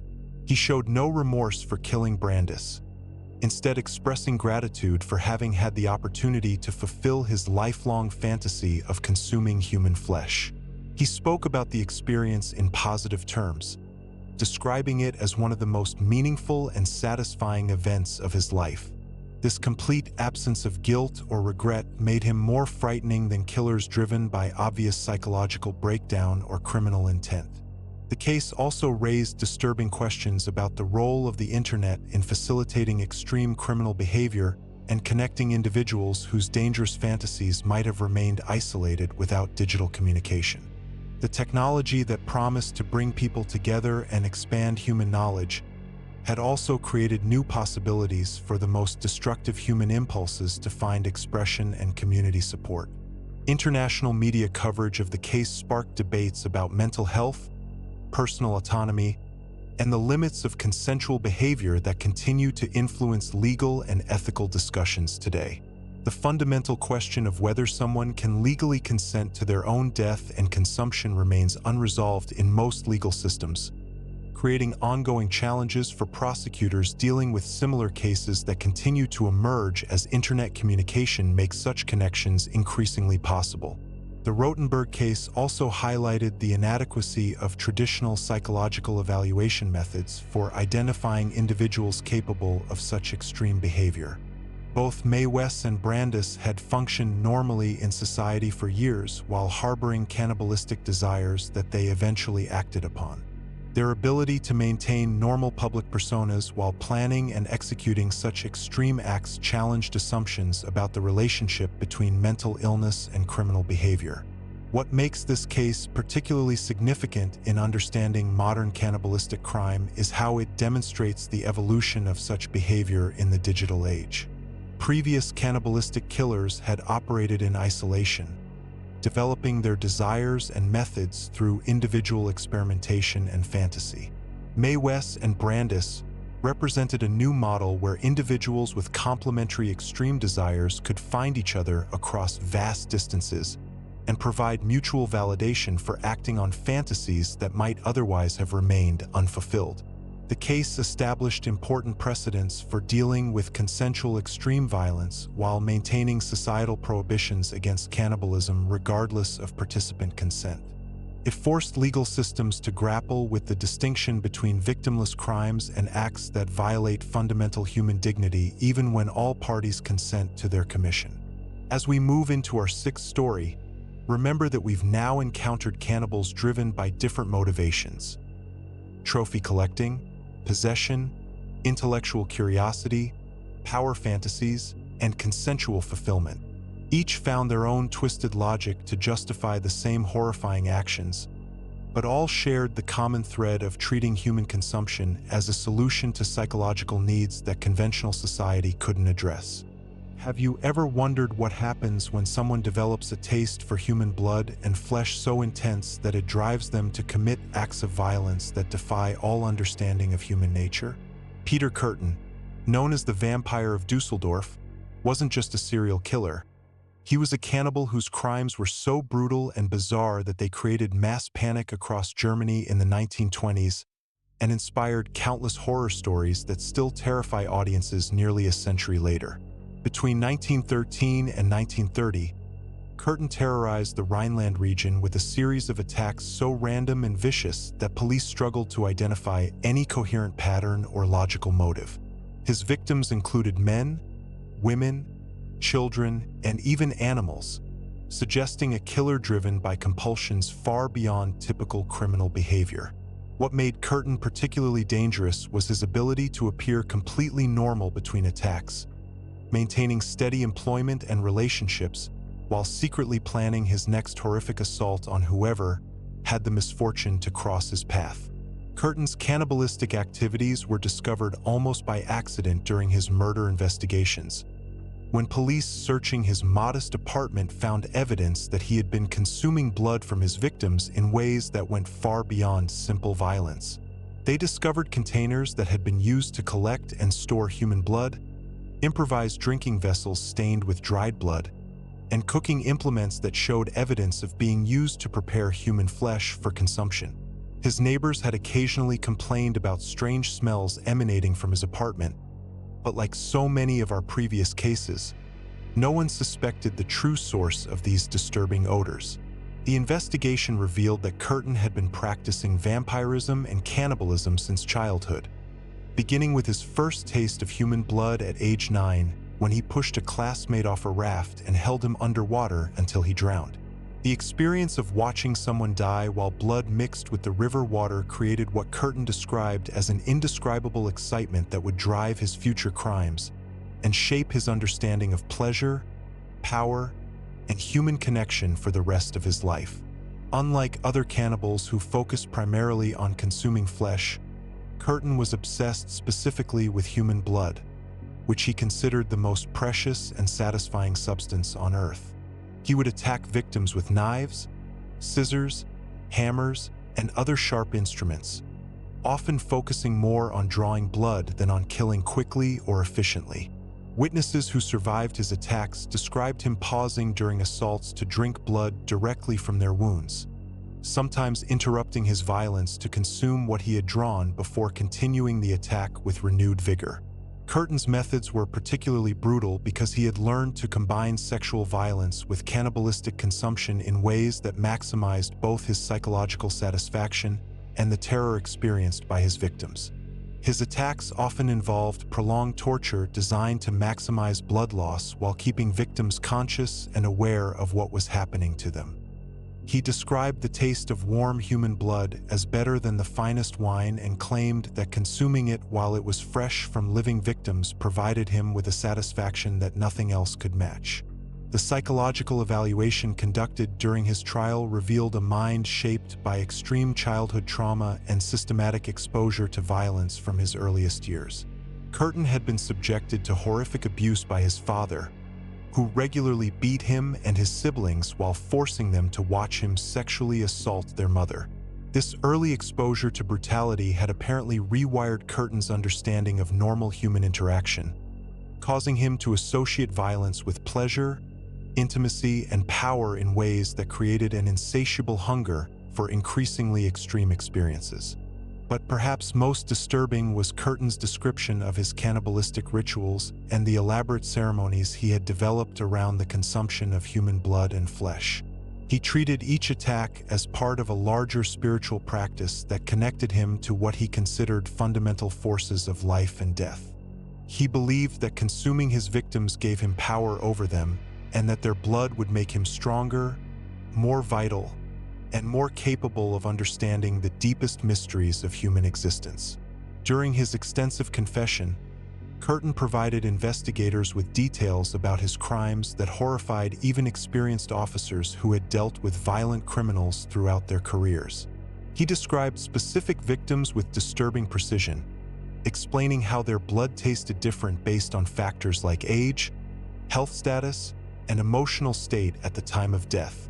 He claimed that fear made blood taste sweeter and that younger victims provided a more satisfying experience than older ones, leading him to specifically target children and young adults whenever possible. The Dusseldorf police were completely overwhelmed by the scope and brutality of Curtin's crimes, which seemed to follow no predictable pattern that would allow them to anticipate where he might strike next. Unlike other serial killers who developed recognizable methods or victim preferences, Curtin appeared to select targets completely at random, making it impossible for law enforcement to provide effective protection or develop useful preventive strategies. His ability to blend into normal society between attacks meant that he could be anyone, a coworker, neighbor, or casual acquaintance. What made Curtin's case particularly influential in the development of criminal psychology was how it demonstrated the connection between childhood trauma and extreme adult criminal behavior.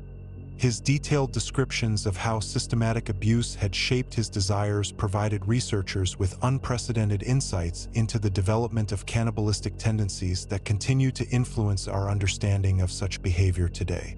The case helped establish empirical links between early exposure to violence and later criminal behavior that have shaped treatment and prevention approaches for nearly a century.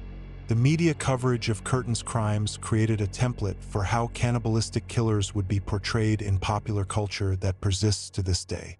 His combination of apparent normalcy, extreme intelligence, and horrific brutality became the standard characterization for fictional vampires and cannibals in movies, books, and television shows. The real-life monster had become the inspiration for countless fictional ones, though the sanitized Hollywood versions rarely captured the full horror of what Curtin had actually done to his victims. Curtin's execution in 1931 provided him with one final opportunity to display his obsession with blood and his complete disconnect from normal human emotion. When asked if he had any last requests before his beheading, he reportedly asked whether he would be able to hear his own blood flowing after his head was severed, expressing scientific curiosity about experiencing the sound of bleeding from the victim's perspective rather than showing any remorse for the suffering he had caused. The investigation also revealed that Curtin had been corresponding with other individuals who shared his interest in consuming human blood and flesh, creating an early example of the kind of networking between cannibalistic killers that would become more common as communication technology advanced. Like the modern internet communities we've discussed, Curtin had found ways to connect with like-minded individuals who validated and encouraged his increasingly extreme behavior, providing him with both technical knowledge and emotional support for acting on his most destructive impulses. The psychological profiles developed during Curtin's case established many of the diagnostic criteria that are still used today to identify individuals at risk for developing cannibalistic behaviors. His progression from childhood animal abuse to adult human consumption became a recognized pattern that law enforcement agencies use to evaluate potential threats and develop intervention strategies for at-risk individuals before they escalate to actual violence. The case also highlighted the vulnerability of urban populations to predators who understand how to exploit the anonymity and social disconnection of modern city life. Curtin had specifically chosen to operate in densely populated areas where he could blend into crowds, find isolated victims, and disappear quickly after attacks.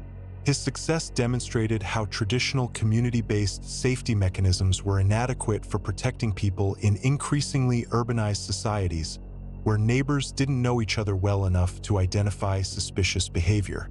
What makes The Vampire of Dusseldorf particularly relevant to understanding modern cannibalistic crime is how his case illustrated the potential for such extreme behavior to escalate gradually over time when left unchecked by effective intervention or treatment. Curtin's progression from childhood experiments with blood to adult cannibalistic murder demonstrated how early warning signs, if recognized and addressed, might prevent the development of full-blown predatory behavior.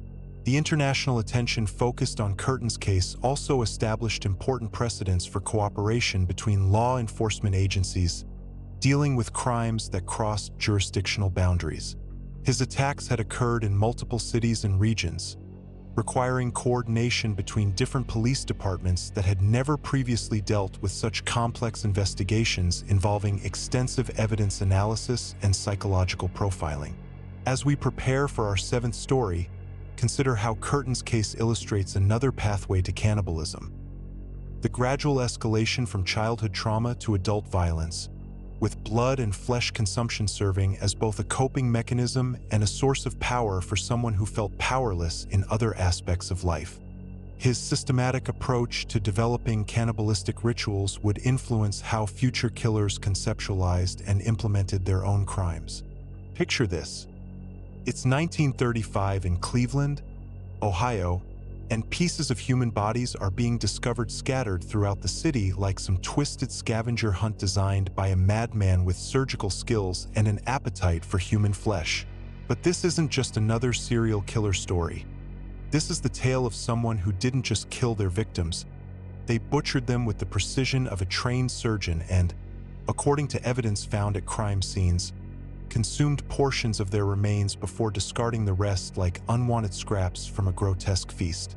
The case of the Mad Butcher of Kingsbury Run remains one of America's most disturbing unsolved mysteries, and what makes it even more terrifying is that this cannibal operated successfully for years in a major American city, demonstrating surgical expertise that suggested medical training while maintaining complete anonymity despite one of the most intensive investigations in Cleveland police history. The killer may never have been caught, meaning someone capable of these atrocities lived among Cleveland's population for decades without ever being identified or stopped. Between 1935 and 1938, Cleveland was terrorized by a killer who displayed a level of anatomical knowledge that initially convinced investigators they were looking at the work of multiple perpetrators, each with different medical specializations. The victims were found decapitated and dismembered with cuts so precise and systematic that they appeared to have been performed by someone with extensive surgical training or professional experience with human dissection. The reality proved far more frightening. They were dealing with a single individual whose skills with human anatomy were both impressive and horrifyingly applied to cannibalistic consumption. The first discovery occurred on September 5, 1935, when two young boys playing near the Kingsbury Run area found a severed head partially buried in sandy soil. Within hours, police had located additional body parts scattered throughout the ravine, but what they found created more questions than answers. The head didn't match the torso they discovered, indicating that they were dealing with remains from multiple victims who had been killed, dismembered, and disposed of by the same perpetrator. What made this case particularly disturbing was the clear evidence of cannibalism found at multiple crime scenes throughout the investigation. Police discovered bite marks on bones that matched human dental patterns rather than animal activity, suggesting that the killer had been gnawing on skeletal remains after removing the flesh. More disturbing still were the precise knife marks found on certain bones, indicating that muscle tissue had been carefully carved away with the systematic approach of someone preparing meat for cooking rather than simply disposing of evidence. The killer's medical knowledge became increasingly apparent through forensic examination of the dismemberment techniques used on each victim. Bodies had been separated at natural joint connections rather than hacked apart randomly, indicating someone familiar with human anatomy who understood optimal points for efficient disarticulation. The cuts were clean and purposeful, suggesting the use of proper surgical instruments rather than crude improvised tools, and showed evidence of having been made by someone who had performed similar procedures repeatedly. Detective Elliot Ness, famous for his successful campaign against Al Capone in Chicago, was brought to Cleveland specifically to lead this investigation. Even Ness, who had seen the worst aspects of organized crime and urban violence, was shocked by the brutality and sophistication of these murders. The case challenged every investigative technique available at the time and forced law enforcement to develop entirely new approaches for tracking a killer who seemed to understand police methods as well as the investigators pursuing him. The killer's systematic approach to victim selection revealed a calculated mind that understood how to minimize risk while maximizing opportunity for extended violence and consumption. The perpetrator targeted Cleveland's homeless and transient population, people whose disappearances were less likely to be immediately noticed or thoroughly investigated by authorities who were already overwhelmed with more conventional crimes. This strategic victim selection demonstrated an understanding of social dynamics and law enforcement priorities that suggested someone who had studied police procedures and community response patterns. Crime scene analysis revealed that the killer was likely using victims' own clothing and personal belongings to transport body parts to disposal sites, indicating someone who understood evidence management and contamination prevention. Blood spatter patterns and tissue distribution suggested that the murders and dismemberment were taking place at a location with proper drainage and cleaning facilities, possibly a morgue, medical facility, a butcher shop, or a private space specifically equipped for processing large amounts of blood and organic matter. The cannibalistic aspects of the case became more apparent as investigators accumulated evidence from multiple crime scenes over the 3-year active period. Charred bone fragments found at several locations indicated that the killer was cooking portions of victims, though whether for consumption or evidence disposal remained unclear until chemical analysis revealed seasoning residues and cooking preparations that suggested culinary rather than purely practical purposes. One of the most chilling discoveries was a series of handwritten notes found near some body parts, apparently left by the killer as communications with investigators or expressions of his psychological state.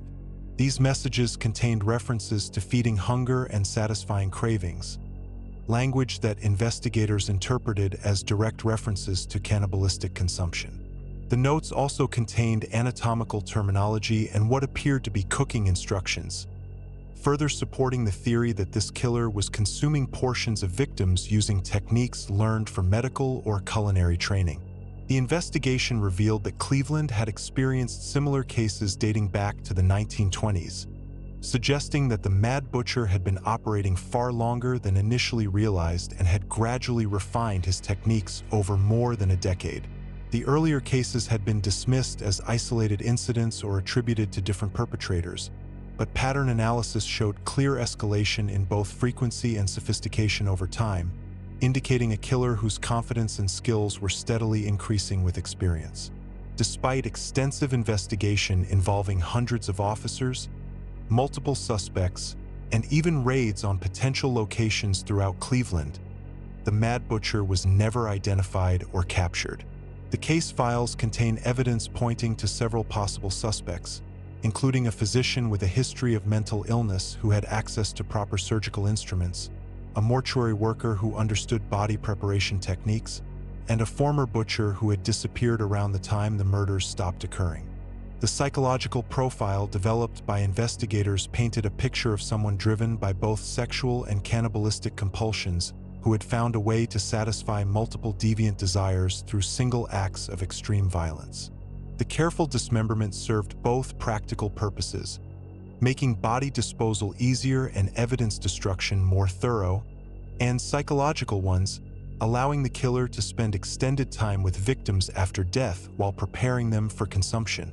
What makes the Mad Butcher case particularly relevant to understanding modern cannibalistic crime is how it demonstrates that sophisticated serial cannibals can operate successfully for extended periods, especially when they target vulnerable populations and possess the technical knowledge necessary to minimize evidence and avoid detection. The killer's apparent medical training, combined with strategic victim selection and careful crime scene management, created a nearly perfect criminal operation that law enforcement was unable to penetrate despite unprecedented resources and attention. The case also highlighted the challenges of investigating crimes that cross multiple jurisdictions and involve victims from marginalized populations whose disappearances don't trigger immediate intensive response. The Mad Butcher's success depended partly on societal indifference to the homeless and transient individuals he targeted, allowing him to operate with reduced risk of detection while satisfying his appetite for human flesh and the psychological gratification he derived from complete domination of his victims. The unsolved nature of the case means that somewhere in Cleveland's history, a person capable of these systematic cannibalistic murders lived among the general population for years, possibly decades, without ever being identified or stopped. This individual may have had family, friends, neighbors, and colleagues who never suspected that someone they knew was responsible for some of the most horrific crimes in American history. Modern forensic techniques have been applied to remaining evidence from the Mad Butcher case, but the passage of time and limitations of 1930s evidence collection methods have prevented definitive identification of the perpetrator. The case remains officially open, though any potential suspects would now be long dead, taking their secrets with them and leaving Cleveland with a dark mystery that continues to influence how law enforcement approaches similar investigations. As we move into our 8th story, remember that the Mad Butcher represents perhaps the most successful cannibal killer in American history, someone who combined medical knowledge, strategic victim selection, and careful evidence management to avoid capture while systematically consuming human prey for years in one of the country's major cities.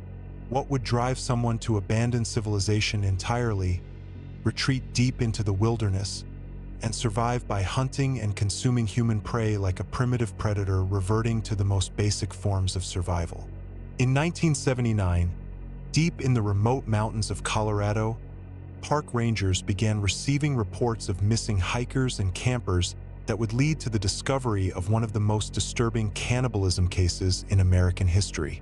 A man who had transformed himself into something barely recognizable as human while perfecting techniques for stalking and consuming other people who ventured into what he considered his hunting territory. This case differs dramatically from the sophisticated urban cannibals we've examined because it represents a complete regression to primitive predatory behavior, where someone abandoned all pretense of civilized society and embraced cannibalism as a lifestyle choice rather than a psychological compulsion or criminal deviation. The unnamed individual discovered living in Colorado's wilderness had spent over a decade developing hunting skills specifically designed for capturing and consuming human prey, creating a survival system based entirely on cannibalistic predation. The investigation began when the Morrison family, 2 parents and their teenage children, failed to return from a camping trip in the Sangre de Cristo Mountains during the summer of 1979. Search and rescue teams found their abandoned campsite with clear signs of violent struggle, including overturned equipment, blood spatters on nearby trees, and drag marks leading away from the area toward denser forest. What they didn't find were any bodies or conventional evidence that would explain what had happened to 4 people who had simply vanished from their campsite during the night. Following the drag marks and disturbed vegetation led searchers deeper into wilderness areas than any official trails extended, taking them into terrain so remote that few people had ever explored it thoroughly. The tracks disappeared on rocky ground, but searchers began finding other disturbing signs. Human bones scattered around primitive fire pits, crude shelters constructed from branches and animal hides, and caches of what appeared to be preserved human meat hanging from tree branches like jerky drying in the mountain air. The first direct encounter occurred when a park ranger investigating alone heard movement in dense undergrowth and found himself being stalked by what he initially assumed was a large predatory animal. When the figure emerged from the brush, the ranger was shocked to see a human being, but one so transformed by years of primitive living that he was barely recognizable as such. The individual was covered in animal skins stitched together with sinew. His hair and beard were matted into dreadlocks filled with debris, and his fingernails had grown into claw-like talons that he used for both climbing and attacking prey. But what made this encounter truly terrifying was the man's behavior and apparent psychological state. He moved like a predatory animal rather than a human being, circling the ranger while making guttural sounds that seemed more like animal communication than human speech. His eyes showed intelligence that was clearly human, but it was focused with the single-minded intensity of a hunting predator evaluating potential prey and calculating the best approach for a successful kill. The capture required multiple officers working together in a coordinated operation to corner the individual in his cave dwelling, where they discovered a horror scene that would haunt investigators for the rest of their careers. The cave system extended deep into the mountainside, and had been converted into a sophisticated hunting lodge designed specifically for processing human prey. Different chambers served different purposes. One for initial killing and blood drainage, another for dismemberment and meat processing, and a third for smoking and preserving flesh for long-term storage. The cave walls were decorated with human skulls arranged like hunting trophies, each one carefully cleaned and preserved as a memento of successful hunts. Strips of human flesh were hanging throughout the cave system to dry in the natural air circulation, and the smell of decomposition mixed with smoke created a nauseating atmosphere that several officers found unbearable. The systematic organization of the space revealed someone who had spent years perfecting every aspect of cannibalistic survival.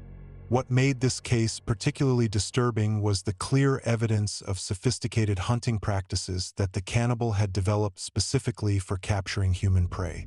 He had created an extensive network of deadfall traps, concealed pits, and snare devices throughout several square miles of wilderness, all designed to capture or injure humans who wandered into his territory. His intimate knowledge of the terrain allowed him to herd potential victims toward these traps using techniques borrowed from traditional hunting methods. The psychological evaluation revealed an individual who had suffered a complete break from civilized human behavior and had embraced what he considered a more authentic form of existence based on predatory survival. He could barely communicate in recognizable language, expressing himself primarily through gestures and primitive vocalizations. When he did speak coherently, it was to describe hunting techniques, territorial boundaries, and his classification system for different types of human prey based on factors like age, physical condition, and apparent difficulty of capture. Perhaps most chilling was his matter-of-fact description of his hunting methods and the complete absence of any recognition that his victims had been human beings with families, dreams, and rights to life. He spoke about stalking and killing people with the same tone that a normal hunter might use to discuss tracking deer or elk, displaying no understanding of moral distinctions between human and animal prey. In his mind, he had simply adapted to wilderness survival using the most available protein source. The investigation revealed that he had been responsible for at least 15 disappearances over 8 years, though the true number was likely much higher given the remote location and the fact that many wilderness travelers who go missing are never officially reported or thoroughly investigated. His hunting territory covered approximately 50 square miles of some of Colorado's most inaccessible terrain, providing him with ample opportunity to select victims while minimizing his risk of detection by law enforcement. The evidence suggested that he had initially entered the wilderness as a survivalist or hermit seeking to escape modern society, but had gradually transitioned to cannibalism when conventional food sources became insufficient to sustain him through harsh mountain winters. Rather than return to civilization or seek help, he had adapted by viewing humans as simply another form of game to be hunted and consumed, representing a complete psychological transformation from civilized person to primitive predator. His cave system revealed years of accumulated evidence of his cannibalistic lifestyle and the systematic approach he had developed to every aspect of human consumption. Different areas were designated for specific stages of the hunting and processing cycle, from initial kills to final consumption, indicating someone who had refined his techniques through extensive practice and experimentation. The organization demonstrated intelligence and planning ability that made his complete regression to predatory behavior even more disturbing. The case forced law enforcement to develop entirely new protocols for investigating crimes in remote wilderness areas where conventional forensic techniques and evidence collection methods were inadequate for the terrain and conditions. The killer's intimate knowledge of the landscape and his primitive survival skills had allowed him to operate undetected for years in an area that park rangers regularly patrolled, challenging assumptions about how such crimes could be identified and prevented in isolated natural environments. During his incarceration, the forest cannibal continued to display animal-like behavior that seemed to represent a genuine psychological regression rather than calculated criminal performance. He refused to wear clothing, ate only with his hands, and showed signs of extreme distress, when confined in enclosed spaces for extended periods. Mental health professionals struggled to develop treatment approaches for someone whose psychological state appeared to have reverted to pre-civilized patterns of behavior and cognition. The community impact extended throughout Colorado's outdoor recreation industry, as news of the case spread and created fear among hikers, campers, and other wilderness enthusiasts who had previously viewed the mountains as safe spaces for escape from urban dangers. The realization that someone had been systematically hunting humans in popular recreation areas forced Park Services to implement new safety protocols and warning systems that continue to influence wilderness management policies today. What makes this case particularly significant in understanding cannibalistic crime is how it demonstrates the potential for complete psychological regression when individuals isolate themselves from social contact and moral constraints. The forest cannibal had essentially devolved into a primitive state where cannibalism became a practical survival strategy rather than a pathological deviation from normal behavior, showing how environmental factors and social isolation can contribute to the development of extreme predatory behavior. As we approach our ninth story, consider how this case represents cannibalism in its most primitive form. Not the calculated sophistication we've seen in other cases, but a complete rejection of civilized behavior in favor of predatory survival that treats humans as nothing more than another food source in the natural environment.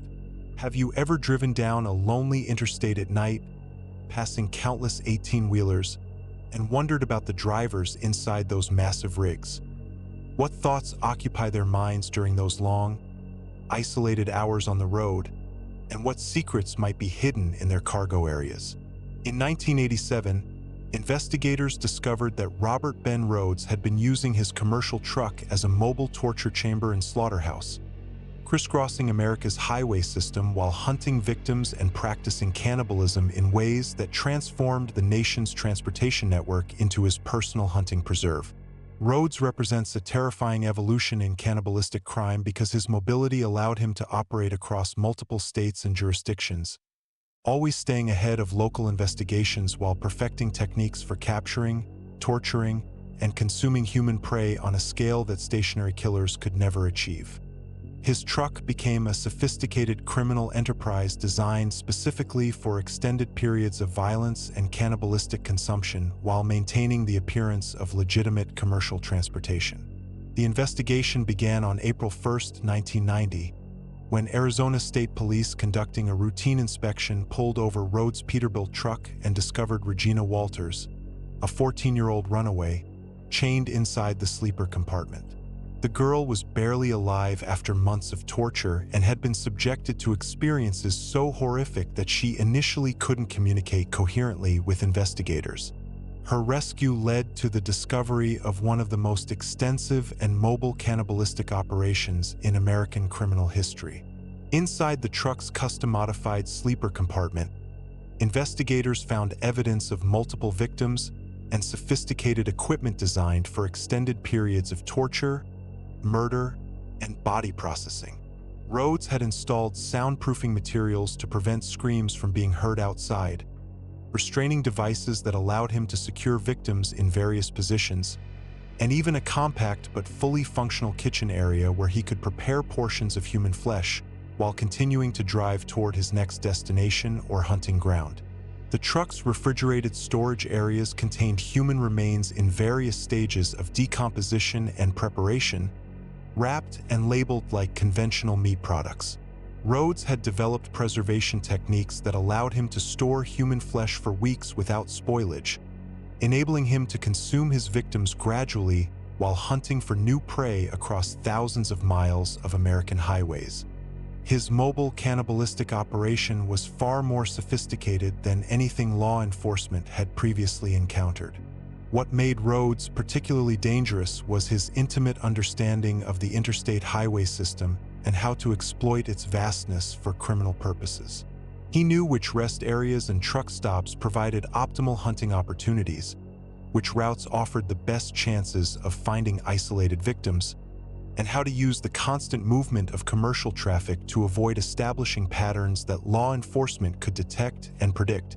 His victim selection strategy focused on society's most vulnerable and marginalized individuals: runaway teenagers, prostitutes, hitchhikers, and transit workers who were less likely to be immediately missed by family or authorities. Rhodes understood that these populations often lived outside conventional social support systems, making them perfect targets for someone who needed extended time to satisfy his complex psychological and cannibalistic desires without triggering intensive investigations. The psychological evaluation revealed someone whose cannibalistic activities were motivated by a combination of power, control, and genuine appetite for human flesh. Unlike killers who consumed victims primarily for psychological reasons, Rhodes described actually enjoying the taste of human meat and had developed sophisticated preparation techniques designed to maximize flavor and nutritional value. His approach combined the methodical efficiency of a professional predator with the refined palate of someone who genuinely appreciated cannibalistic consumption as a culinary experience. Rhodes' truck was equipped with an extensive collection of torture devices, surgical instruments, and cooking equipment that he had acquired and modified over years of mobile cannibalistic operations.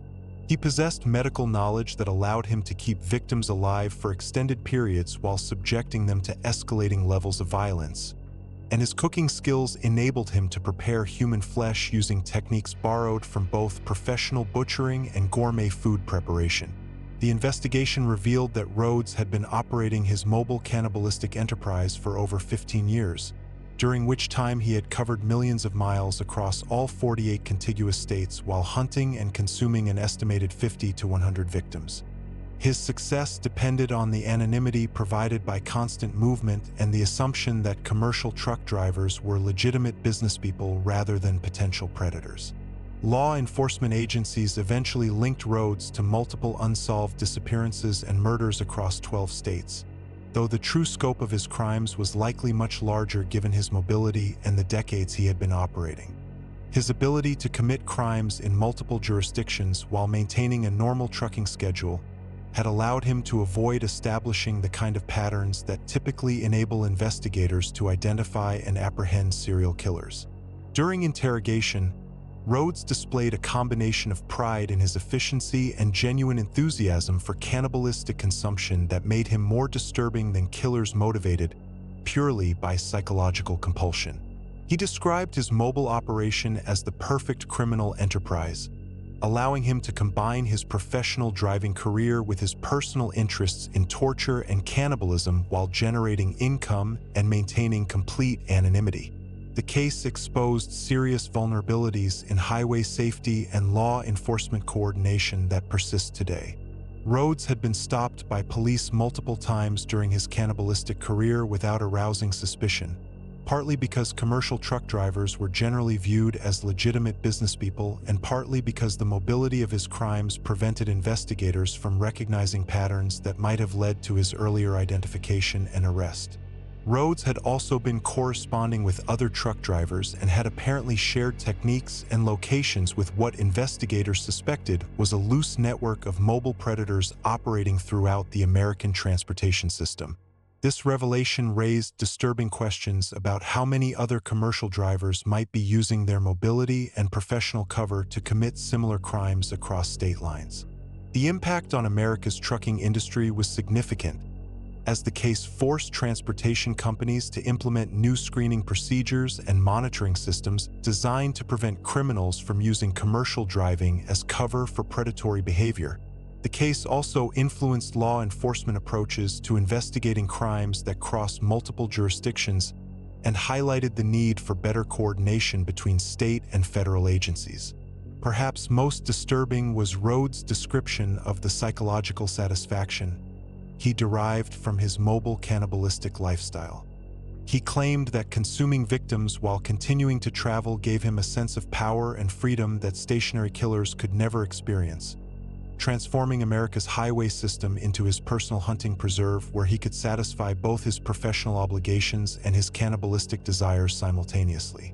The case established important precedents for prosecuting crimes that cross multiple state boundaries and demonstrated the potential for mobile predators to exploit weaknesses in law enforcement coordination and jurisdiction limitations. Rhodes' success in operating undetected for over a decade forced criminal justice systems to develop new approaches for tracking and apprehending criminals who use mobility as their primary defense against detection. What makes Rhodes' story particularly relevant to understanding modern cannibalistic crime is how it demonstrates the evolution of such behavior in response to technological and social changes. His use of commercial trucking to facilitate cannibalistic hunting represented a new model that other criminals have unfortunately attempted to emulate, showing how predators adapt their methods to exploit opportunities created by modern transportation and communication systems.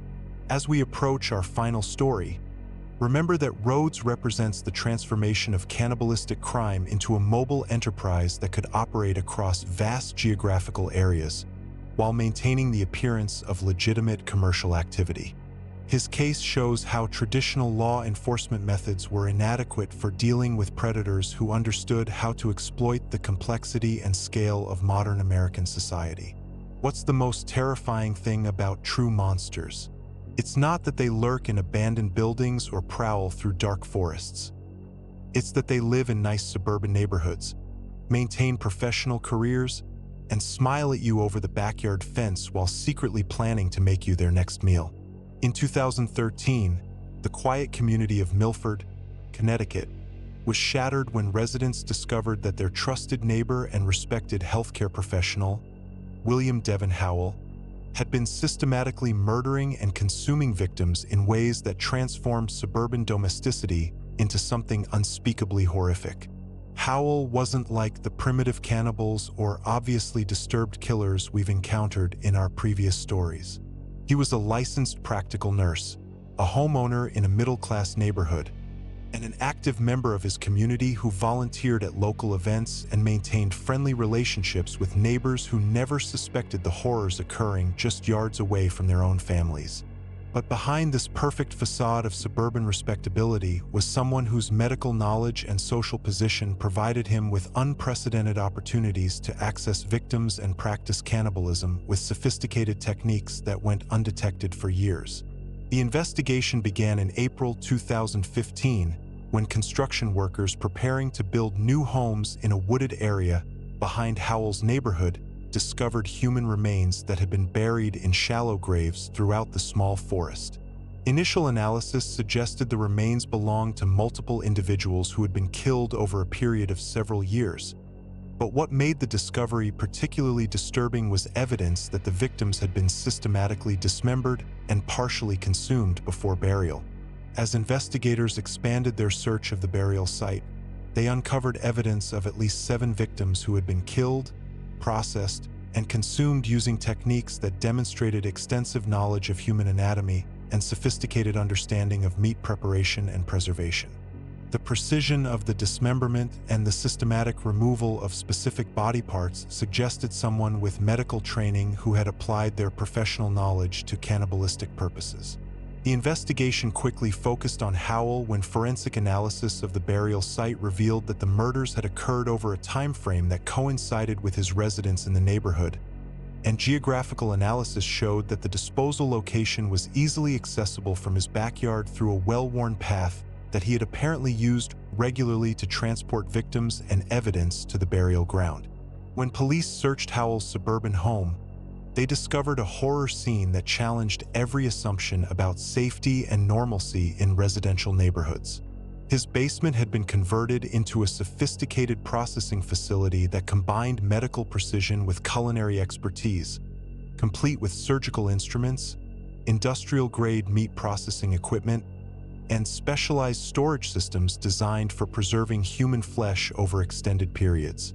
The basement laboratory contained detailed anatomical charts that Howell had annotated with notes about optimal cutting techniques, flavor characteristics, and preparation methods for different parts of the human body. His medical background had given him knowledge that allowed him to harvest organs and tissue with surgical precision while maximizing the amount of usable meat he could extract from each victim. The systematic nature of his operation revealed someone who had been practicing cannibalism as both a psychological compulsion and a practical lifestyle choice. What made Howell's case particularly disturbing was how he had been using his position as a healthcare professional to identify and access potential victims. Working in various medical facilities throughout Connecticut had given him contact with vulnerable patients whose disappearances were less likely to trigger intensive investigations. His medical credentials provided him with credibility and trust that made potential victims more willing to accept his offers of help or medical assistance.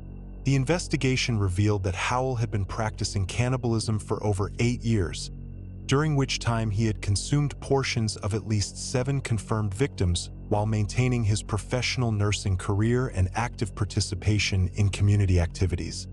His ability to compartmentalize his cannibalistic activities from his public persona was so complete that neighbors, colleagues, and even family members had no awareness of what he was doing in his basement laboratory.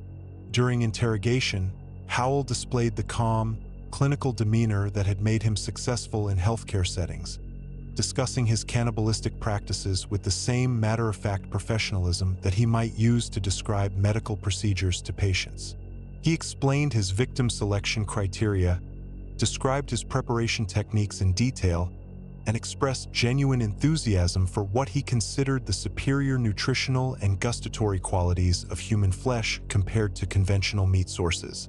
The psychological evaluation painted a picture of someone whose medical training had created a fundamental disconnection between intellectual understanding of human anatomy and emotional recognition of human dignity and suffering. Howell spoke about his victims in clinical terminology, describing them as specimens or research subjects rather than acknowledging them as people whose lives he had stolen for his own cannibalistic satisfaction. Perhaps most chilling was Howell's description of how he had integrated cannibalistic consumption into his daily suburban lifestyle, treating human flesh like premium ingredients that enhanced his regular meals rather than recognizing them as evidence of murder and moral transgression. He had developed sophisticated preservation techniques that allowed him to store human meat for months, consuming small portions with routine dinners while maintaining the appearance of normal domestic life. The case revealed that Howell had been extraordinarily careful about avoiding detection, using his medical knowledge to understand how forensic investigators would analyze evidence and developing techniques for body disposal and evidence destruction that were specifically designed to frustrate law enforcement analysis. His understanding of autopsy procedures had allowed him to remove tissue without leaving obvious signs, and his knowledge of decomposition processes had informed his burial techniques. Howell's suburban location had provided him with perfect cover for his cannibalistic activities because residential neighborhoods are generally viewed as safe spaces where horrific crimes are unlikely to occur. His neighbors had occasionally noticed unusual odors or sounds coming from his basement, but the assumption that such activities couldn't be happening in their community prevented anyone from investigating further or contacting authorities about their suspicions. The community impact was devastating in ways that extended far beyond typical serial killer cases because Howell had violated the fundamental trust that suburban neighbors place in each other and the assumptions about safety that make residential community life possible. Families throughout the neighborhood were forced to confront the reality that someone capable of systematic cannibalistic murder had been living among them for years while participating in the same community activities and sharing the same social spaces. The case also exposed serious vulnerabilities in healthcare system oversight and background screening procedures that had allowed someone capable of such extreme criminal behavior to maintain professional credentials and access to vulnerable patient populations. Howell's ability to use his medical position to facilitate his cannibalistic activities highlighted the potential for abuse when society grants individuals extensive authority and access to people in need of care and assistance. During his trial, Howell maintained that his cannibalistic activities had actually enhanced his effectiveness as a healthcare professional by providing him with deeper understanding of human anatomy and physiology through direct consumption and analysis of human tissue. He seemed genuinely puzzled by the horror and disgust that his actions provoked, viewing his cannibalistic practices as logical applications of medical knowledge rather than profound violations of human dignity and social trust. The investigation also revealed that Howell had been corresponding with other healthcare workers who shared similar interests in cannibalistic consumption, creating a network of medical professionals who had been sharing information about accessing human remains and techniques for avoiding detection while practicing cannibalism within healthcare settings. This discovery raised disturbing questions about how many other trusted medical professionals might be harboring similar desires and exploiting their positions to access victims. What makes Howell's story particularly terrifying as our final case is how it demonstrates that cannibalistic killers can operate successfully within the most trusted and essential institutions of modern society. His medical training, suburban respectability, and community integration had created the perfect cover for years of predatory behavior that went completely undetected until physical evidence was accidentally discovered during unrelated construction activities. Howell represents the ultimate suburban nightmare, the trusted professional whose medical expertise and community standing mask desires so twisted that they challenge our fundamental assumptions about safety, trust, and the people we allow access to our most vulnerable family members during medical emergencies and healthcare crises. These 10 stories represent just a fraction of the documented cases of cannibalistic killers who have operated throughout modern history, each discovering their own pathway to the same horrifying destination. From isolated farmhouses to busy hospital wards, from wilderness caves to suburban basements, from interstate highways to police precincts, these predators have demonstrated that the capacity for such extreme evil can emerge anywhere, hidden behind any facade of normalcy or respectability. What makes these cases particularly disturbing is not just the acts themselves, but how they reveal the fragile nature of the social contracts that make civilized life possible. Each killer found their own justification, their own twisted logic, their own way of transforming humanity's most fundamental taboo into something they could rationalize, systematize, and repeat while maintaining facades that allowed them to blend seamlessly into the communities they were secretly preying upon. The patterns that emerge from studying these cases serve as sobering reminders about the nature of human evil and the inadequacy of our assumptions about safety, trust, and moral behavior. The careful victim selection, methodical preparation techniques, sophisticated evidence disposal methods, and ability to maintain normal public personas while committing unthinkable atrocities demonstrate that true monsters rarely announce themselves with obvious warning signs or theatrical presentations. Instead, they look like farmers, factory workers, doctors, police officers, truck drivers, and suburban neighbors. They participate in community activities, maintain professional careers, and present themselves as contributing members of society while secretly viewing their fellow humans as nothing more than potential meals to be harvested when opportunity and desire align. As you try to sleep tonight, remember that these stories aren't fictional entertainment designed to thrill and frighten you safely from a distance. They're documented historical facts, proof that the darkest possibilities of human nature are real, and that the people capable of such acts continue to walk among us every day, hidden behind smiles, uniforms, credentials, and the fundamental human tendency to trust those who present themselves as helpers, protectors, and caregivers. The investigation techniques, psychological profiles, and preventive measures developed through studying these cases have undoubtedly prevented additional tragedies. But they've also revealed how much we still don't understand about the development of such extreme pathological behavior and how limited our ability remains to identify potential cannibalistic predators before they claim their first victims.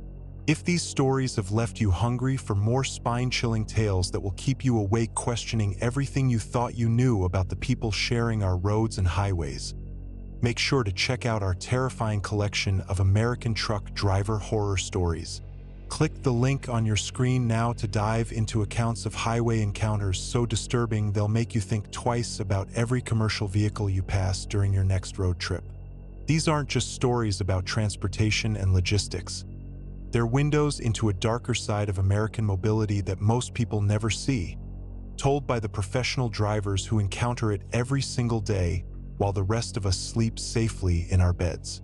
Sweet dreams, and remember to check your locks, trust your instincts, and never forget that the most dangerous predators are often those who work the hardest to appear trustworthy and normal.